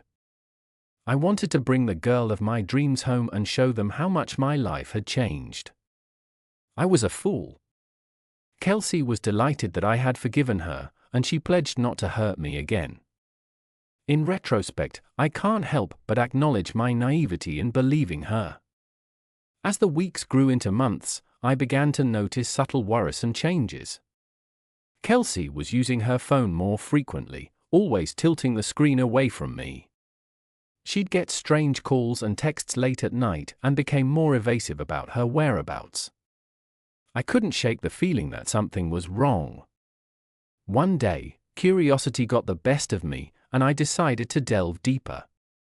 I knew snooping wasn't the best way to handle things, but the nagging feeling was eating me alive. I began to monitor her social media activities more attentively, seeing she had unblocked Ned and a few other males. I challenged her about it, but she gaslighted me, making me believe I was being paranoid. I wanted to believe her, so I brushed it off and attempted to rebuild trust, but my gut intuition remained unwavering. Then one night as Kelsey was showering, I checked her phone again. This time I found texts from several guys, not just Ned. They went from playful banter to explicit exchanges. The final straw was a note she wrote to Ned, stating that she had missed their previous hookup and couldn't wait until the next one. It hit me like a ton of bricks. She has never stopped cheating. I feel devastated and betrayed. I took screenshots of everything and sent them to my phone as proof. I knew her birthday was coming up. I felt it was my moment to get back at her for her birthday. I had hired out this hotel room where she would return after a night of dancing with her pals. I told her I had a few things to do first, but I'd meet her at the hotel room later. Little did she realize I'd been diligently organizing a lovely surprise for her birthday, a surprise that would also be my payback. I'd been indicating to everyone that I had great plans, dropping any hint about a future engagement proposal. They were all eating out of my fingers. Her pals were buzzing with enthusiasm, and Kelsey appeared to be overjoyed. Obviously, some of the girls had spilled the beans, which was great. She'd enter into the room expecting that tonight would be the start of a new chapter in our relationship. I'd methodically prepared the setting in the hotel suite. I ensured that everything looked beautiful: candles, champagne, romantic decorations, the whole 9 yards. Her pals gathered around, phones out, ready to capture what they thought would be the proposal moment. Kelsey's eyes glittered with expectation, and her face shone with delight. I began by giving a meaningful speech about our journey together, how much she meant to me, and how I had always imagined her in my future. I had to go on the most ambitious acting career of my life. Rather than getting down on one knee, I took out some documents. Her breathing became labored, and the audience gasped. Together, Kelsey snatched it and began to read. It was a printout of her and Ned's texts, as well as screenshots of her conversations with the other guys.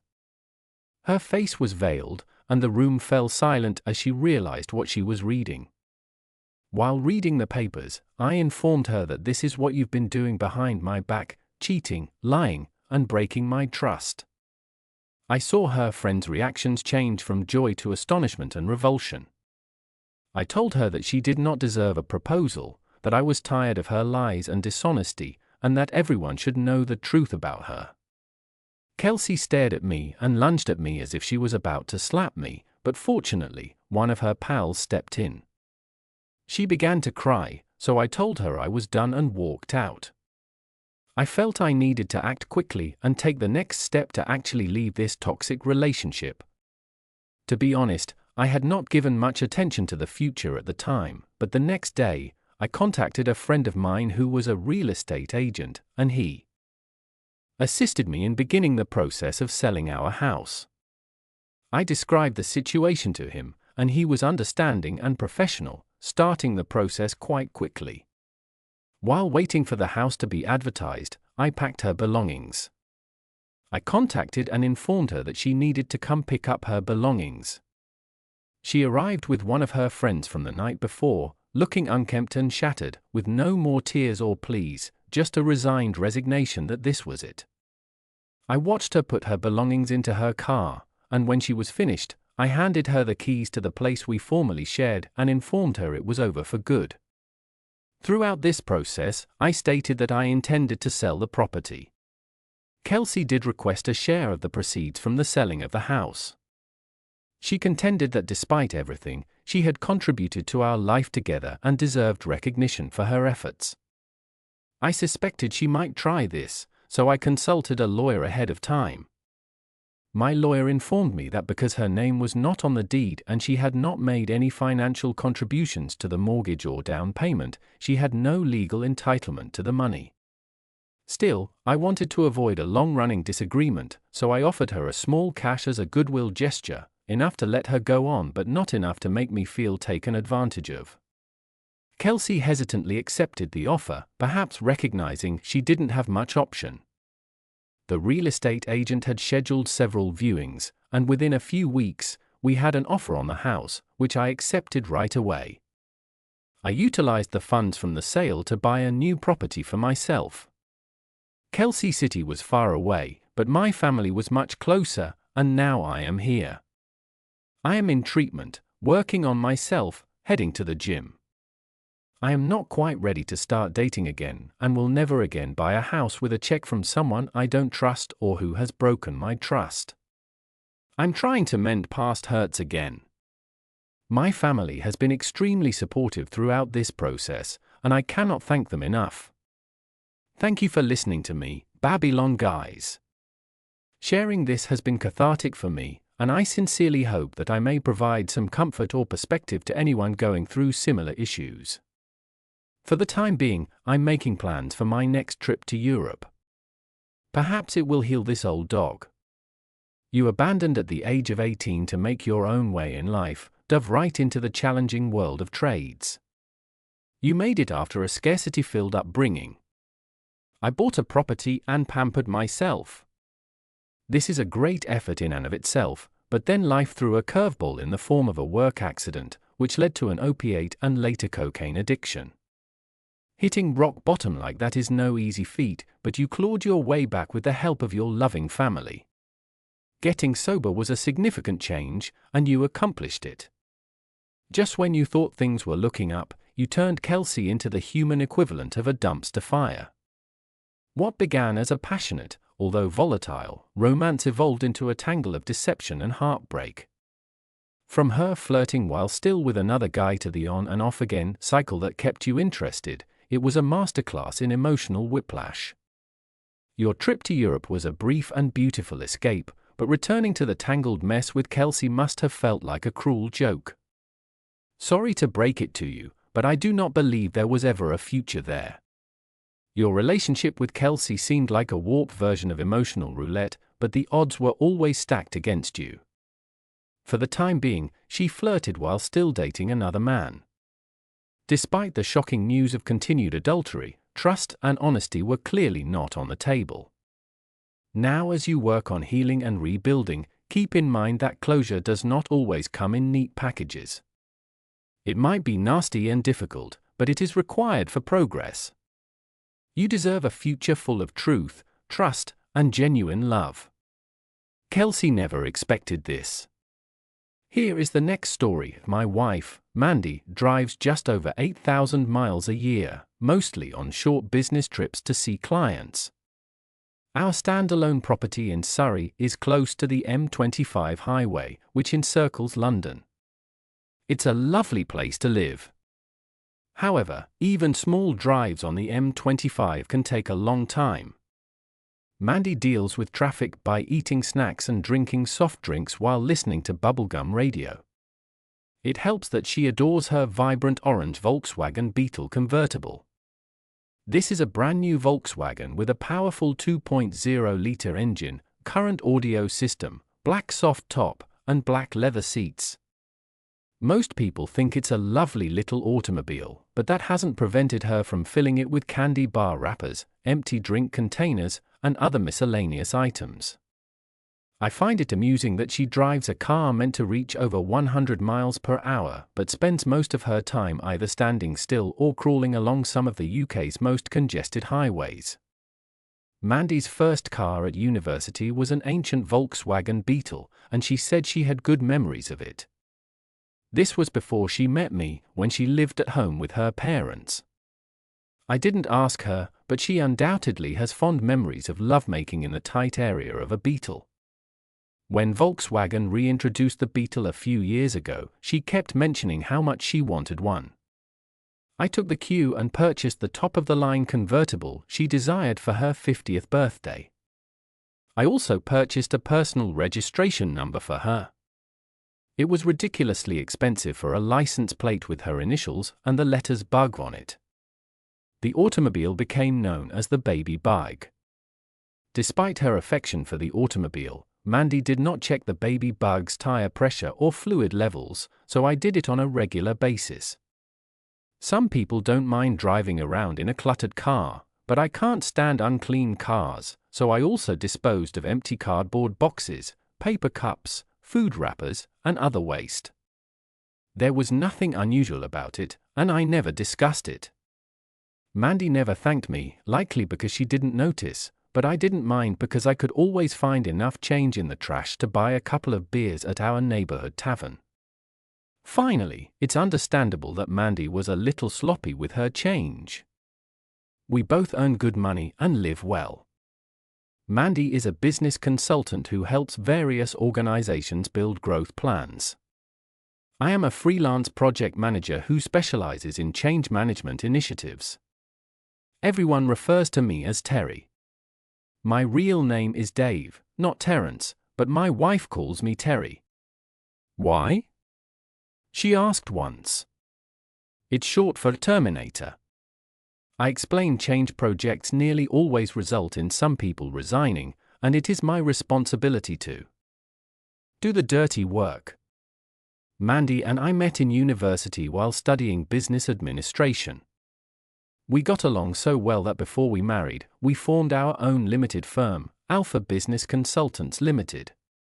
My father, a respected commercial lawyer, provided us with valuable counsel and financial support despite our youth and inexperience. Unfortunately, my father died a few years ago. We started the company, and he agreed to become a director, lending us the legitimacy we needed to negotiate with prospective clients. In exchange, we granted him shares in the company, and he always shared his talents, expertise, and experience with us. Initially, Mandy and I worked hard to establish our strategic business planning consulting firm. However, we quickly understood that our skills were not the same. Mandy is better at long-term planning than I am at dealing with acute concerns. Mandy concentrates on what should happen, while I tackle problems when plans go awry. Mandy and my father agreed that ABC should prioritize strategy over implementation, so I became an independent consultant specialized in organizational change initiatives, while Mandy remained ABC's single employee. Our twin daughters, Linda and Lucy, left for university when they were younger. I designated a ground floor room in our house as an ABC office and posted a notice on the door.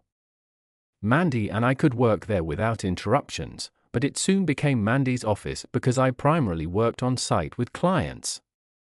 She managed approximately 50 critical clients and charged consultation fees as needed. Unlike Mandy, I rarely had a full-time business but received referrals and frequently worked as an assistant for a large management consulting firm. Typically, I worked with one customer at a time on large projects such as office relocations or restructuring for weeks or months.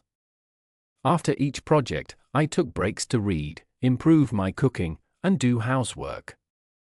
While the unpredictability of my next endeavor could be intimidating, I appreciated the flexibility. In addition, I cleaned Mandy's office fish tank on a regular basis. She read that a huge aquarium with bright tropical fish improves thinking, so she bought one but didn't want to keep it. She most likely believed the letters were too random, so I cared for the fish. I never grumbled about being alone while Mandy was away on business, and she wasn't bothered when I traveled for work. Our personal lives benefited from these absences, particularly when our girls departed. I anticipated that as empty nesters, we would be able to go out more and perhaps take romantic excursions to Paris or Rome. People make plans, but the gods laugh, as the adage goes. Everything changed when Mandy brought home tiny Doug Shiatsu. This reminded me of a joke about a zoo with only one animal, or a Shiatsu. I was annoyed that she got a puppy without consulting me. Though friendly, I knew I'd have to walk and care for him eventually, especially when Mandy was gone. As a puppy, he needed horse training. And I ended up providing it. We dubbed him Little Doug because he was little, and for a while, he accompanied us everywhere. Mandy adored tiny Doug. He sat on her lap, next to her on the couch, and even at the dinner table in the morning. He was always in our bed, and despite my attempts to keep him out of specific locations, Mandy would not listen. To maintain our love life, I had to lock the bedroom door whenever I wanted to be alone with my wife, but I usually remembered to unlock it thereafter. Otherwise, Little Doug would howl outside while Mandy would be furious with me inside. This Sunday afternoon was routine until I discovered a credit card receipt from the Ainsley House Hotel next to a plastic bag. The hotel, located approximately 20 miles distant, is well known for its restaurant, spa, and conference center, which hosts events. The receipt indicated lunch or dinner for 2 or 3 individuals. Assuming Mandy was treating clients, I stored the receipt in my wallet for her. I then emptied the snack wrappers, closed up the plastic bag, and discarded it. Then I took the baby Bug to the garage for gas and a checkup. The next day, Mandy left for a business trip up north, leaving me with many days of free leisure. I had planned to take her to lunch at the Fox and Hounds pub, but she was too busy getting ready for her trip. I returned from the garage to find Mandy talking to Lucy in the living room and listening to their conversation, which disappointed me because Sunday is our family day. I realized Lucy was going through another personal crisis. Linda is calm and quiet. Lucy is our drama queen. When their sleepovers with guys turned serious, I tried to remain calm while demonstrating that I cared about what was going on in their lives. They understand that we are both available to them if they require assistance or advice, but when it comes to gossip or crying, their mother is usually first on the list. What I gathered was that Mandy was telling Lucy to forget it, get back to normal life, that there were still plenty of fish in the sea, and to try before buying. I had no idea what had happened, so I didn't know what advice to give Lucy. I believe that the Latin motto Festina lent is a good approach to problem solving. Hurry up slowly, give yourself time to reflect, and then decide what to do. Regardless of what happens, Lucy must decide what to do next. I didn't want to confuse her any further, so I asked Mandy to say hello for me and went into the kitchen to prepare Sunday lunch. Our standard Sunday meal was roast beef and Yorkshire puddings with chips, and I found it relaxing to put it all together, especially with a good bottle of claret to accompany it. Mandy wasn't in the mood for conversation at dinner, but she did give me an update on her calls with Linda and Lucy. Linda is in a stable relationship and performing well in her studies, receiving high marks on recent assignments. Things were not going well for Lucy, whose boyfriend dumped her after catching her kissing someone else. I suggested that Lucy's boyfriend might forgive her if given enough time to change his mind, but I doubt there would be any turning back if Lucy began looking for new opportunities. Mandy, on the other hand, believed Lucy should simply forget about the relationship and seek new ways to have fun. After dinner, I took the small dog for an evening walk and disposed of his poop bag in the trash can outside. Later, I watched TV in the living room while Mandy went into her office with Little Doug to finish preparing a presentation for her client. I loaded the dishwasher and went to bed, where I tossed and turned before falling into a fitful sleep. I vaguely recall Mandy coming into bed much later, but when I awoke, she was already awake. Instead of my beloved wife, I was faced with Little Doug and his stinky dog breath. Nothing beats a Shih Tzu's morning breath for getting you out of bed faster, I muttered as I quickly dressed and took Little Doug outside for his morning toilet before joining Mandy in the kitchen. Neither of us enjoys mornings, and Mandy always required a couple of espressos to begin the day. We chatted briefly about the weather while waiting for the M25 stop-start rush hour traffic to clear, then she kissed me on the cheek, patted Little Doug, got into the baby Bug, and left. After she left, I remembered the receipt in my wallet and decided to place it on her office desk. I then noticed that the check had been cleared at 10:18 a.m., most likely payment for an overnight stay. This did not make sense. Maybe she had a business event and didn't want to come home. I could ask her later, and there would probably be a simple explanation, but with some free time, I checked my diary to see where I was that day. I wasn't home that week, but Mandy was supposed to go north for 3 nights. The check was issued the morning after she left, so she only managed to travel 20 miles before spending the night at Ainsley House Hotel. If it was a business event, I could have easily dropped her off and picked her up, saving the cost of an overnight stay. I sat in her office staring at the receipt. I hadn't noticed any unusual behavior from her. We still made love regularly, but I couldn't help thinking this could be proof of an affair. I was shocked but mostly puzzled. I had no idea she could be physically engaged with anyone else, and I had no suspects. I also found it hard to understand why she would book a hotel room when she could take advantage of my regular absences and have fun at home. Maybe she did both, or maybe there was an innocent reason for her stay at the Ainsley House Hotel that evening. As I sat there trying to figure out what might be going on, it dawned on me that she might be doing the same thing on her current assignment. I dialed the phone number on the receipt, hoping my suspicions were unfounded. I asked the nice woman who answered if she could connect me with their guest, Mrs. Amanda Carmichael. She apologized and said she couldn't do it. I was briefly relieved, but instead of saying there was no reservation under that name, she explained that Mrs. Carmichael hadn't checked in yet. Check-in starts at noon, and it was only 10:30. "Would you like to leave a message?" she asked. Of course, I could have left a message like, "Your husband called, he wants to know what the hell you're doing there," but that wouldn't have given me the answers I needed. So, I politely declined. I made another cup of coffee and considered my next steps. Unlike the idiots running our country, I wasn't going to waste time avoiding the issue or inventing my own version of reality. Going to the hotel and confronting Mandy might not solve our problems, but at least I could take immediate action, no matter the consequences. Perhaps there was an innocent explanation. On the other hand, maybe she had a lover and was deceiving me. I decided to confront the situation head-on.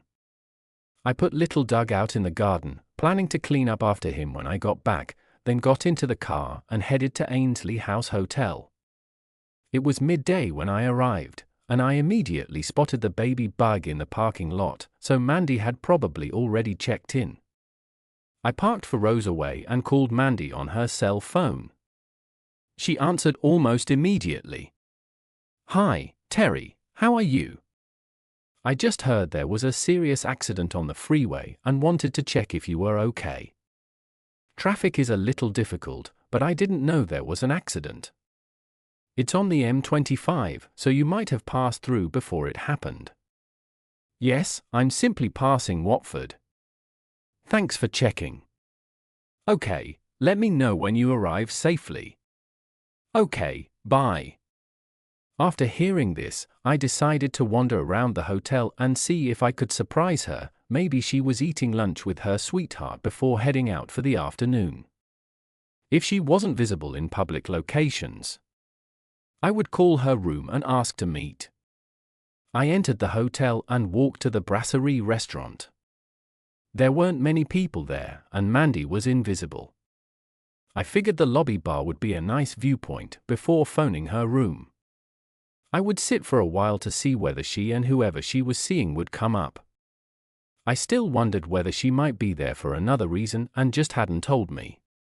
As I crossed the lobby, I noticed a large notice board announcing the many function rooms and events going on that day. It looked like Monday was a peaceful day. The sole event that attracted my interest was a private party at the spa in the fitness center at 7 p.m. I wondered what kind of private party could be held at a spa. Perhaps there were people who wanted to enjoy the comforts without being burdened with clothes. Perhaps my wife joined a naturist fitness group. I asked the receptionist about the private party. She appeared perplexed by my question before gently declining to share any information. In other words, it wasn't my business. I relaxed inside the lobby bar and ordered a coffee. The waiter who served me was more candid when I inquired about the spa's newest events. Yes, you might undoubtedly refer to them as the newest events, but that's not all, he said. It's perhaps one of the worst-kept secrets. This private party is a regular event hosted by a local couples club that promotes open relationships. Wow, sounds appealing, I answered with feigned excitement. Any ideas on how I might learn more? If you have internet access, simply search for Bottoms Up Club, he suggested. I took a sip of coffee, pulled out my phone, and connected to the hotel's internet. Finding the Bottoms Up Club online was simple, but to attend any of their events, you needed to join the club and accept its terms and conditions. The annual membership price was just £20, and the club's Calm Monday Mix and Mingle evening event for single males built at £49 began at 7 p.m. at the spa of a nearby hotel. The website stated the dress code, stating that masks were optional. By this point, I was certain Mandy had checked into the hotel due to the Mellow Monday mix-up, and she appeared to want to have fun that evening. So, I decided to capture her in the act. I didn't want to watch my wife having sexual relations with strangers, but I needed clear evidence for a divorce if that's what she was up to. My strategy would fail if she discovered me seated in the foyer, so I drank my coffee and headed outside to my car. I contacted the Bottoms Up Club and spoke with a woman who took my payment and informed me that I needed to provide identification to the event. She informed me that my personal information would not be shared with any parties, including other members. You could purchase contraception and masks at the event, but you were welcome to bring your own if you chose. The club's name would not show in any transaction records. The vendor's name would appear as SGB Services on all purchases. I returned home to check on the tiny dog and prepare for the Bottoms Up Club meeting. I wasn't sure if I was on the right track until I reviewed our finances online, which included ABC bank accounts. Unfortunately, it appeared I was. Over the last year, SGB Services had received periodic payments, most likely for Mandy's membership and attendance at numerous events. I printed out bank statements, and when I returned to the hotel in the evening, I waited until 8 before going to the spa. A gorgeous middle-aged woman in a floral outfit sat at a large table in the spa's reception area. It turned out she was the same woman I'd spoken with over the phone. She checked my identification and sold me a mask and contraceptives. I had no intention of using the contraceptives, but I needed to maintain appearances. I think I appeared nervous because she tried to calm me down. Just head to the gym. You are a little late, so you may have to wait to join, but I am confident you will have a nice time. Our members are friendly and will make you feel welcome. If you are unsure about anything, just ask, and they will assist you. I put on my mask and proceeded through the entrance, down the aisle, past the locker rooms, and into the gymnasium. There were around 70 or 80 people in the room, and the organizers attempted to create a pleasant and welcoming atmosphere. The heater was turned on, and the lights were muted, likely to induce people to discard their garments and inhibitions. Soft jazz was played over the sound system, loud enough to set the mood without making discussion impossible. A table with refreshments sat just outside the gym door, but the action took place inside. I noticed 8 big mats covered with white sheets scattered across the room, with groups of people gathered around each mat. They were fully dressed, partially dressed, or entirely naked, with or without masks. I was definitely overdressed for the occasion, but I needed to remain so in order to acquire what I needed. The first group I saw consisted of 2 slim young women probing each other, with the audience whispering approbation. The following group had 2 elderly couples, their pale plump flesh rippling and gleaming as they attempted to grab each other. It struck me as a bizarre nightmare vision of a sumo match gone wrong. In the third group, I discovered my wife, nude and sweating on a rug against the far wall, beside two young Asian men. She wasn't wearing a mask, but if she had, I would have recognized her by the small turtle tattoo on her left ankle. Another 8 or 9 spectators, all dressed in masks, watched the 3 competitors and occasionally remarked or supported them. I had no intention of making her aware of my presence. I concentrated on discreetly recording what was going on using my phone's video camera, which I stuck out from the cuff of my jacket and into the palm of my right hand. I had signed a confidentiality agreement to gain entry, but that wasn't going to stop me from gathering evidence. Mandy's face would be apparent, and I could block out the faces of third parties later. A middle-aged man in a black shirt and slacks stood next to me, eager to share his thoughts. I'm not sure if this was intended for anyone else, but it appeared like everyone could contribute. It cracks like a house door and a Force 9 hurricane, he observed, stating the obvious to no one in particular. There was a pause, then he said, "Just look how she got into this rhythm." "Yeah, she likes to manage 2 or 3 men at once," stated a naked woman around Mandy's age. She returned her gaze to the man in black as she hugged a naked male of similar age. "We've been with her a few times," she said, displaying her knowledge. "She'd be delighted if you joined."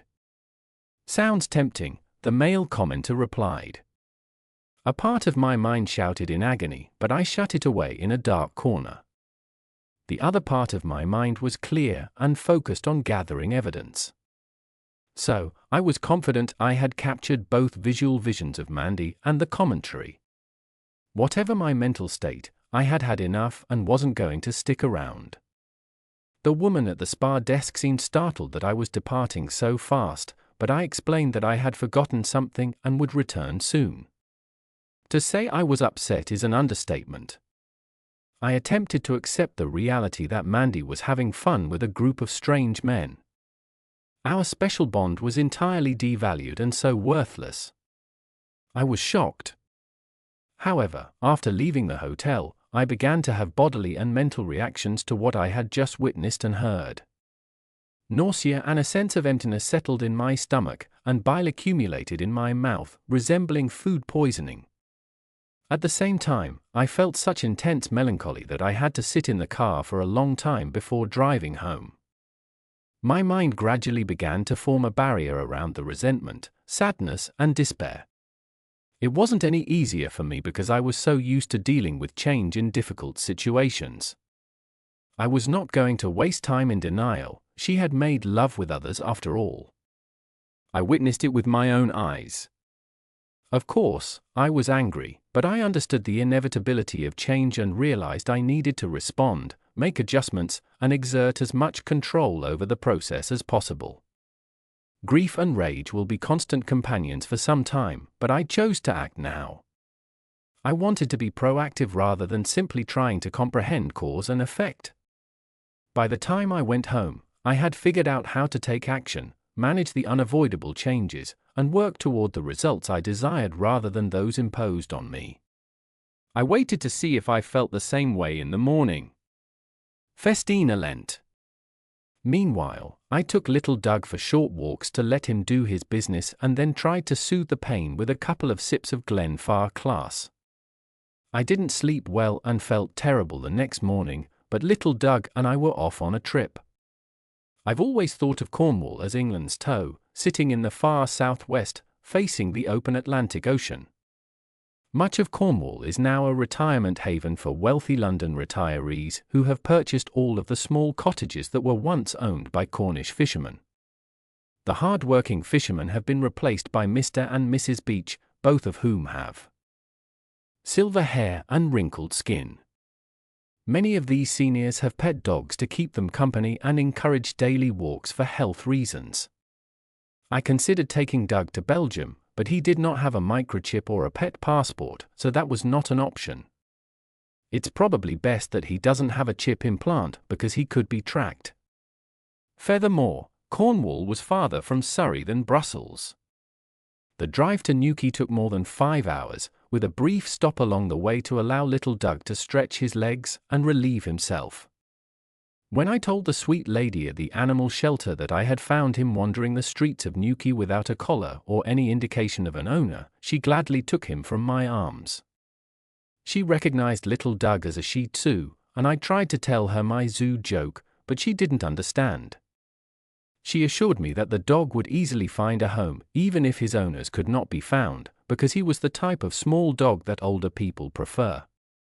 I was relieved that little Doug didn't whine when I left. On my way out of Newquay, he looked a little puzzled.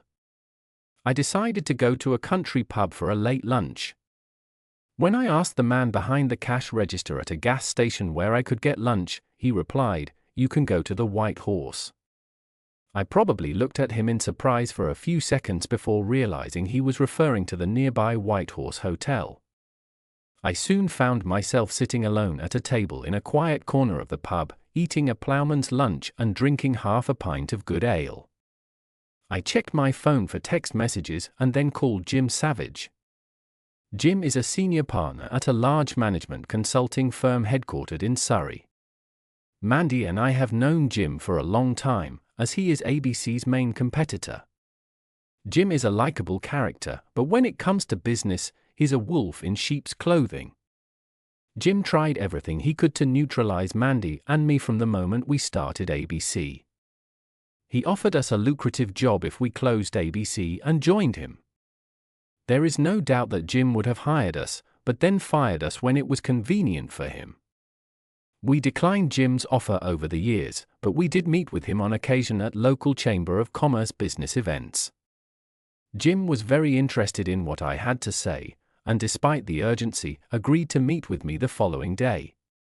When I returned to Surrey, it was already early evening, so I called Mandy and told her about little Doug. I was still angry, but at least I had taken steps to calm it down. I was confident I could talk to her without revealing what was on my mind. By chance, my cell phone rang before I could call her. "Hello, Mandy," I said. "I was about to call you. I'm afraid I have very bad news. This afternoon, little Doug managed to escape the garden, ran onto the main road, and was struck by one of those damn multi-axle trucks." "My God," she cried out in fear. "What happened? Is he okay?" "I'm sorry, Mandy. I'm afraid he is gone. I did not see it myself, but a passerby approached me. She said she saw the dog slip under our garden gate and run down the street. She couldn't stop him. The truck driver didn't stop, perhaps he didn't know he ran over a small dog. There was nothing I could do. I buried him in the back garden." On the other end of the line, Mandy sobbed for a long time and then muttered something about her poor little dog. "Actually, I thought about liquidating the dog, but it seemed too much." Well, you have to draw the line somewhere. I can't blame little Doug for Mandy's decision to have lovemaking with others. If I eliminated him, I would be a cold-blooded dog eliminator. He is not a wild animal, like, for example, a wild goat. It also gave me a lot more satisfaction to know that little Doug was alive and well in Cornwall while Mandy thought he was dead and buried.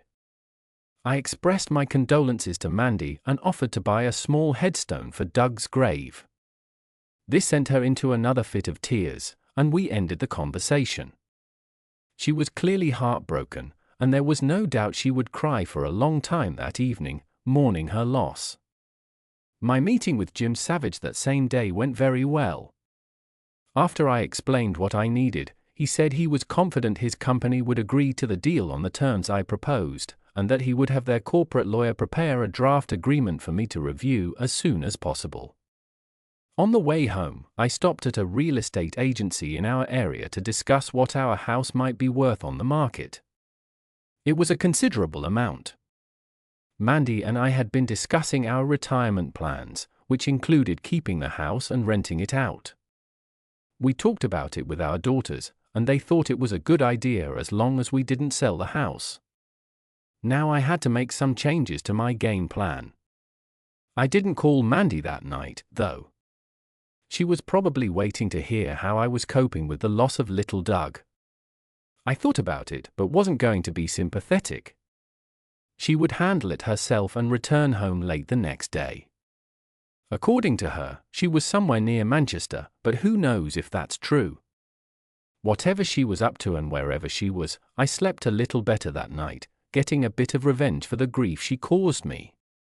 I woke up early and wondered for a while where little Doug was until I remembered he was no longer with us. I was relieved that I would no longer have to feed and water him, walk him, and bag his poop. This fleeting thought was immediately replaced by the realization that I had much more serious issues to sort out. In England, divorce lawyers are called family lawyers. They specialize in family law, which mostly deals with divorce and end of life. There are many to choose from, and there isn't much difference between them. I didn't need anyone local, so I called and made an appointment with a family solicitor in Dorking. The name of the town appealed to my twisted sense of humor, and it wasn't far away. I got an appointment for the afternoon, with time to spare. I checked the Driver and Vehicle Licensing Authority website for a personalized registration plate, then visited a jewelry shop and did some grocery shopping before heading to Dorking. In between, I made phone calls to several business partners. By the time I got to the family law firm's office, my nerves were already a little frayed. I never expected to find myself in this situation. The secretary tried her best to calm me down and brought me a cup of coffee while I waited. The lawyer turned out to be a middle-aged woman who listened carefully to my story but warned me not to rush. For a moment, I wondered if she shared my wife's passion, but then I realized she was probably interested in delaying the process to make more money. In my experience, lawyers are greedy and rarely turn down potential clients, regardless of the circumstances. I pointed out to the lawyer that the divorce petition could be withdrawn later. Of course, from my perspective, it was implausible, and the lawyer probably didn't care, but she seemed satisfied that we had discussed options and agreed to file for divorce on the grounds of Mandy's infidelity. When Mandy returned home that evening, she was deprived of her favorite snack. I decided to cook an incredibly hot beef curry, one of my favorite recipes, but she couldn't tolerate it. This was all right with me, plus it provided me an excuse to drink some of the fantastic Scottish craft beer I love so much. Over dinner, I told her about the new contract I had acquired while she was away. I mentioned that I would be working up north in Yorkshire for a time, and she appeared to assume it was simply another project like all the others I had worked on over the years. She was still quite unhappy about little Doug and saddened to find that I was leaving for Yorkshire the next morning and wouldn't return until late Saturday evening. I didn't want to seem absolutely heartless, so after dinner, I hugged her, and we relaxed and watched TV. She grieved gently for tiny Doug, and I quietly exhaled the fumes of beer and curry. My vacation to Yorkshire was quite fruitful. The agreement had previously been closed over the phone. The client had all the papers ready to sign. I knew several directors, and they were happy that I accepted an initial 6-month assignment with the chance of rising to a permanent role. In addition to my fee, they agreed to pay moving charges, temporary lodging at a local hotel for 2 weeks, and half the cost of renting a property in Yorkshire for the remainder of the period. Everything was ready for me to begin work more or less immediately. Now all I could do was consciously detach myself from Mandy. My cell phone called that evening, shortly after I checked into the motel. I was looking forward to a pint or two of local Yorkshire ale and did not want to spend time on the phone with Mandy. She noticed the lifeless fish early in the afternoon and did her best to gently break the news to me. She was absolutely ignorant that she was speaking with the fish eliminator himself. "I just stopped feeding them," I said. "I'm so sorry I had to deliver you horrible news, especially after you had to hold tiny Doug." She remarked, "I am not sure what happened, but there was nothing I could do to save them." "I think you were correct, Mandy. It is too late to save them. Leave a tank. I will clean and sanitize it when I return tomorrow."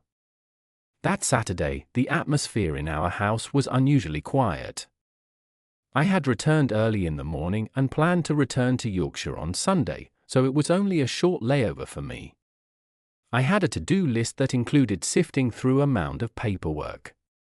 Mandy went shopping and cooked dinner to take her mind off things, and we spent a calm evening in front of the TV with a glass or two of wine, watching celebrity chat shows. We were both physically and emotionally weary, so neither of us felt like being near each other. To my astonishment, I was able to sleep soundly for the first time in several days. When I awoke, my body appeared to have relaxed, and my mind had adjusted to the new situation. Feelings of isolation, anxiety, and despair faded, replaced by a grim determination to keep working and make the best of the circumstances. I still felt sad and empty inside. But I knew I wasn't depressed, and I had taken control of my emotions by focusing on the short-term results I could attain. After lunch, I packed the car, kissed my wife farewell, and went to Yorkshire. Mandy must have been rocked to her core when she received divorce papers a few days later. She received no notice, and I'm guessing she assumed she was just signing some business papers. Of course, I knew this was going to happen and made sure my phone was switched off that day. I'd like to believe I wasn't being petty or nasty because I was so busy at work, but I must admit that I enjoyed the thought of not being on call for those few hours. When I returned to my hotel room after work, I turned on the phone, read the text messages, and checked my voicemail. The gist was that she was disturbed, bewildered, and angry. I called her back without hesitation. "What the hell is going on, Terry?" she asked, getting right to the point. "That is precisely the question I asked myself, Mandy," I said. "But that was about a week ago. I'm not sure what you're up to, but I wish you would stop." She remarked, "This is already beyond the scope of a joke."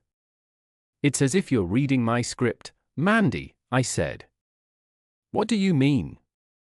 "Well, Terry, Ainsley House Hotel at Bottoms Up Club." There was a pause, followed by, "I am very sorry, Terry," she said. "I honestly don't know what to say. I assumed you'd never know, and what you don't know won't harm you." "Mandy, I found out. I know about it, and it hurts. Terry, we need to discuss this, but we cannot do this over the phone." "Will you be home on Friday?" she asked. I told her that I didn't think talking would help much. "I will arrive on Saturday, Mandy, but I need to be back to Yorkshire by Sunday evening." When I returned on Saturday afternoon, Mandy appeared concerned. I didn't unpack my belongings since I wasn't sure how events would unfold. I intended to spend the night in one of the guest bedrooms, but also wanted to be free to leave if things were difficult due to life-altering devastation to my house, family, or friends. Britons like to put on the kettle and brew some tea. Mandy promptly seated us in the living room with a cup of tea, and I patiently waited for her to speak.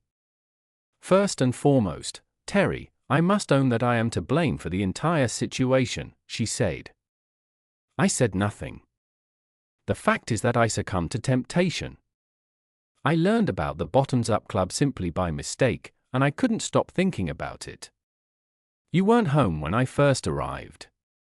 I was so nervous that I wore a masquerade mask in the hopes that no one would see me. I believed I could simply be an observer, watch other folks performed, and put on a show for others.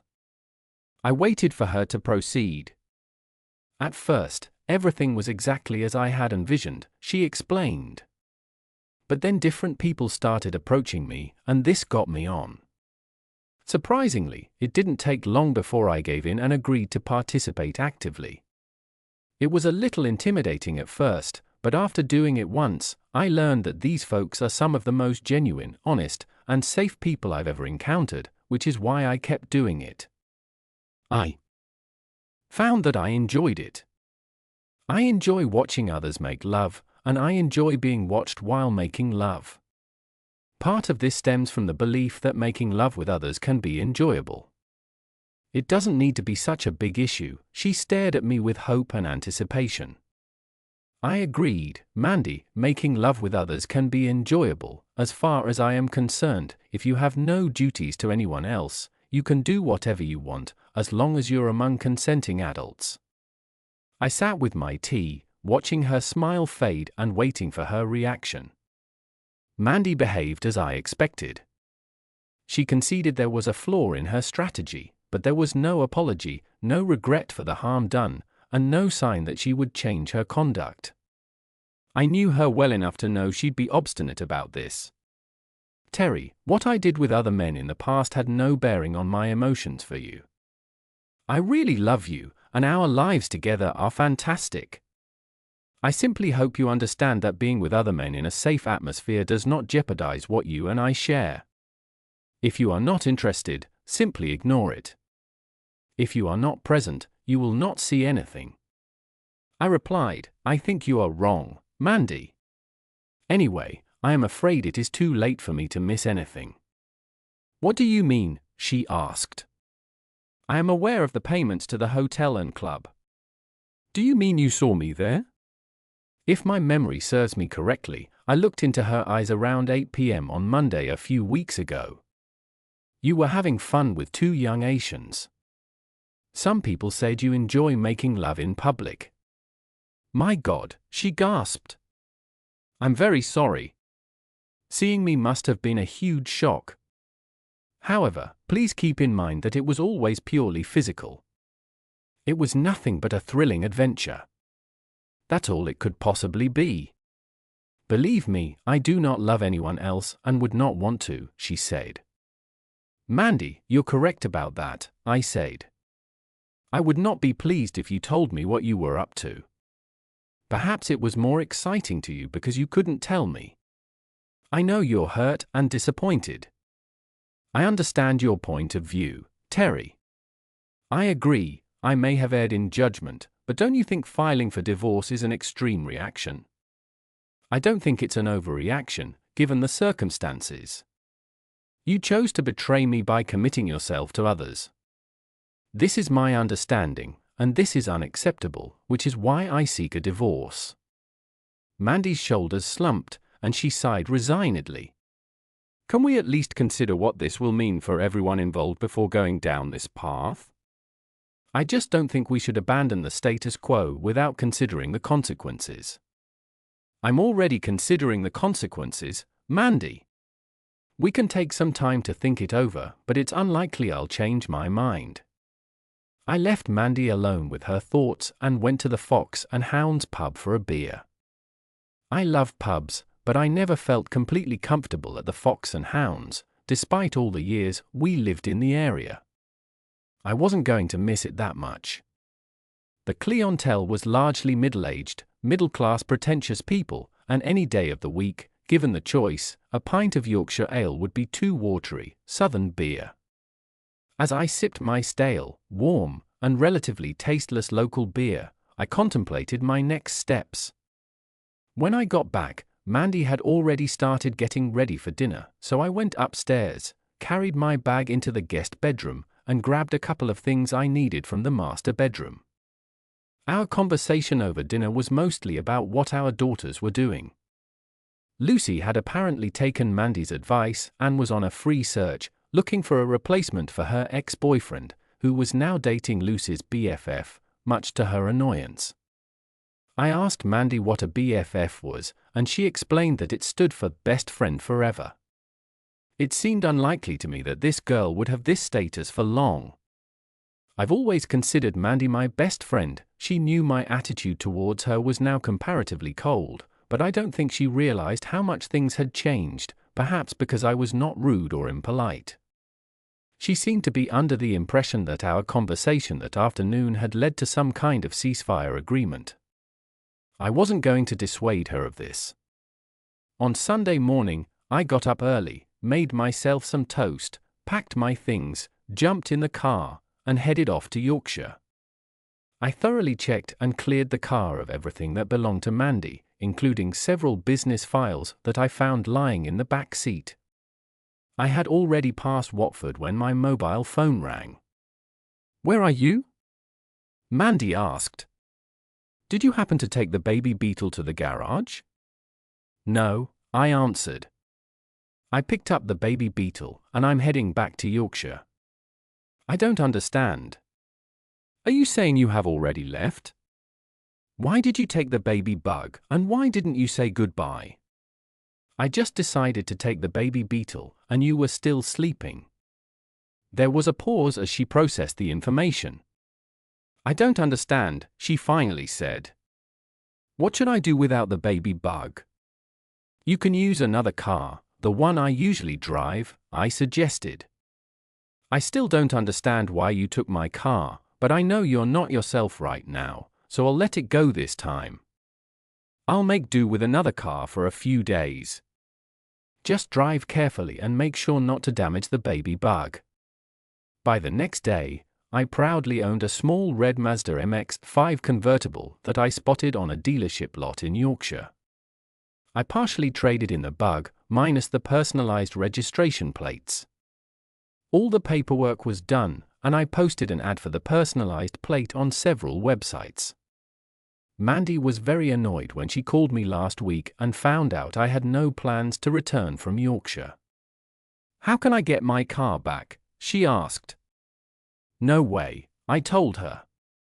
I sold it. What do you mean sold? She yelled. This is my automobile. Actually, Mandy, that's not technically true, I said. I bought it, and my name is on the registration document. But it's not fair, Terry, she said. Maybe so, I replied. You may claim that I gave it to you, and it's unfair for me to take it back. But it's not much different from what you did to me. Stop it, Terry, she pleaded. It's not the same thing at all. You're just being petty. But I get what you mean, I said. If you stop this nonsense and just return home, we can talk everything logically, settle it, and move on with our lives. Leave it to me, Mandy, I said. I'll come back to you next week. Mandy contacted me every day, wanting me to come back to Surrey to chat and straighten things out. The talk was usually the same until the day she discovered I had sold my investment in ABC. How could you make such a decision on your own? She harassed me. Why didn't you speak with me about this? I am our company's second shareholder, so you should have asked me before doing such ridiculous things. Reasonable questions, I responded calmly. I understand you are BC's second largest shareholder, and I am aware that my decisions will have a significant impact on you, believe me, Mandy. I absolutely understand how furious and outraged you are that I made a unilateral choice without consulting you. I'm sure you wouldn't approve of my intentions, but I didn't need to ask you about the selling of my ABC shares. I understand how you feel because I felt the same way when I heard about your decision to make love with others. I apologize, you're disappointed, but the decision is final. You'll just have to accept what happened and adjust to any adjustments that arise. You're a jerk, Terry, she let out a roar. The next time I phoned a few days later, she was screaming and raving at me, her voice so thick with wrath that I couldn't understand what she was saying. When we launched the company, we all had the same amount of shares. She had no idea I had inherited my father's shares, raising my portion to 51%, ABC's new majority owner. ABC's new majority owner surprised everyone when they froze the company's bank accounts and summoned an extraordinary general meeting to vote on plans to change the board of directors and complete the acquisition. Mandy angrily informed me that she now had no access to ABC's cash reserves. Don't you understand, Terry? ABC had more than £200,000 in the bank.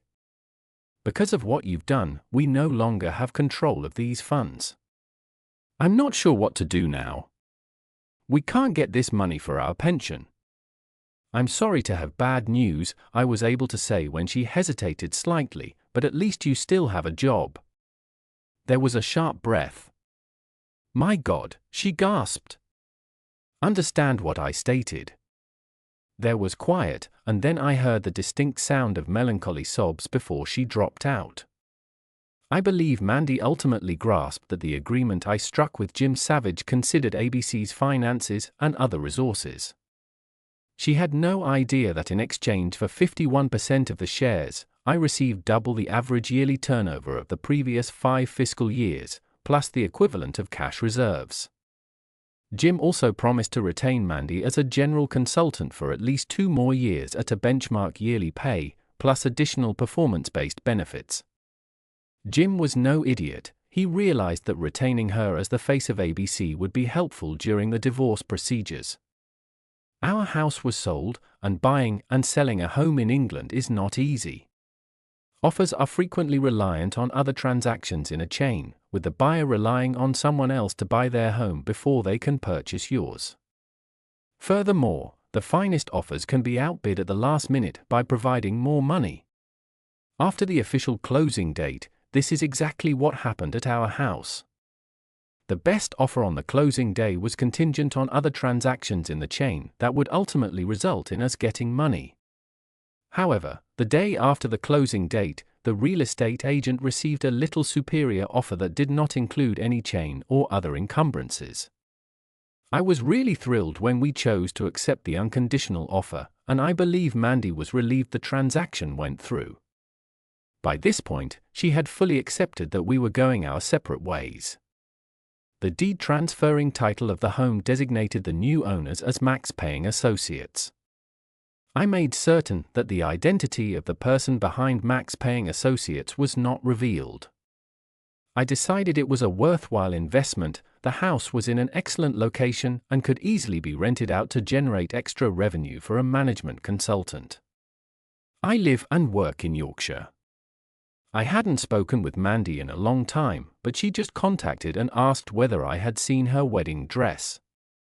Our daughter Linda and her boyfriend are ready to marry, and it appears that Mandy really wanted Linda to wear her wedding gown on her special day. Mandy suspected it had been erroneously packed with my belongings when we separated. "Sorry, Mandy," I replied, "I have no idea where your wedding dress is." I always attempt to speak the truth. I have no idea where the dress is now because I took it and sold it to a beautiful lady from Yorkshire who owns a nearly new business. There is no way I would let my wife have that bridal gown, aside from her breaking her vows. I was determined not to let my daughters wear it if I escorted one of them to the altar. Lucy called me several days later. "Mom is furious, Dad," she exclaimed dramatically. She recently discovered that the diamond ring you gave her several years ago, which symbolizes eternal love, is low-cost jewelry. It costs almost nothing. "What a pity," I responded. She probably thought it was a very valuable ring and must have been disappointed and unhappy. I believe she would never have discovered the truth if she hadn't checked. This happens from time to time in life. People attach value to things and then are devastated when the value turns out to be much lower than they expected. Of course, the original ring is securely locked in a safe deposit box at my bank. Who knows, perhaps it will come in handy if I meet someone special there. Thank you for listening to today's stories. If you enjoyed listening, please like and subscribe if you haven't already. Also, write a comment below with your thoughts on what transpired. Take care.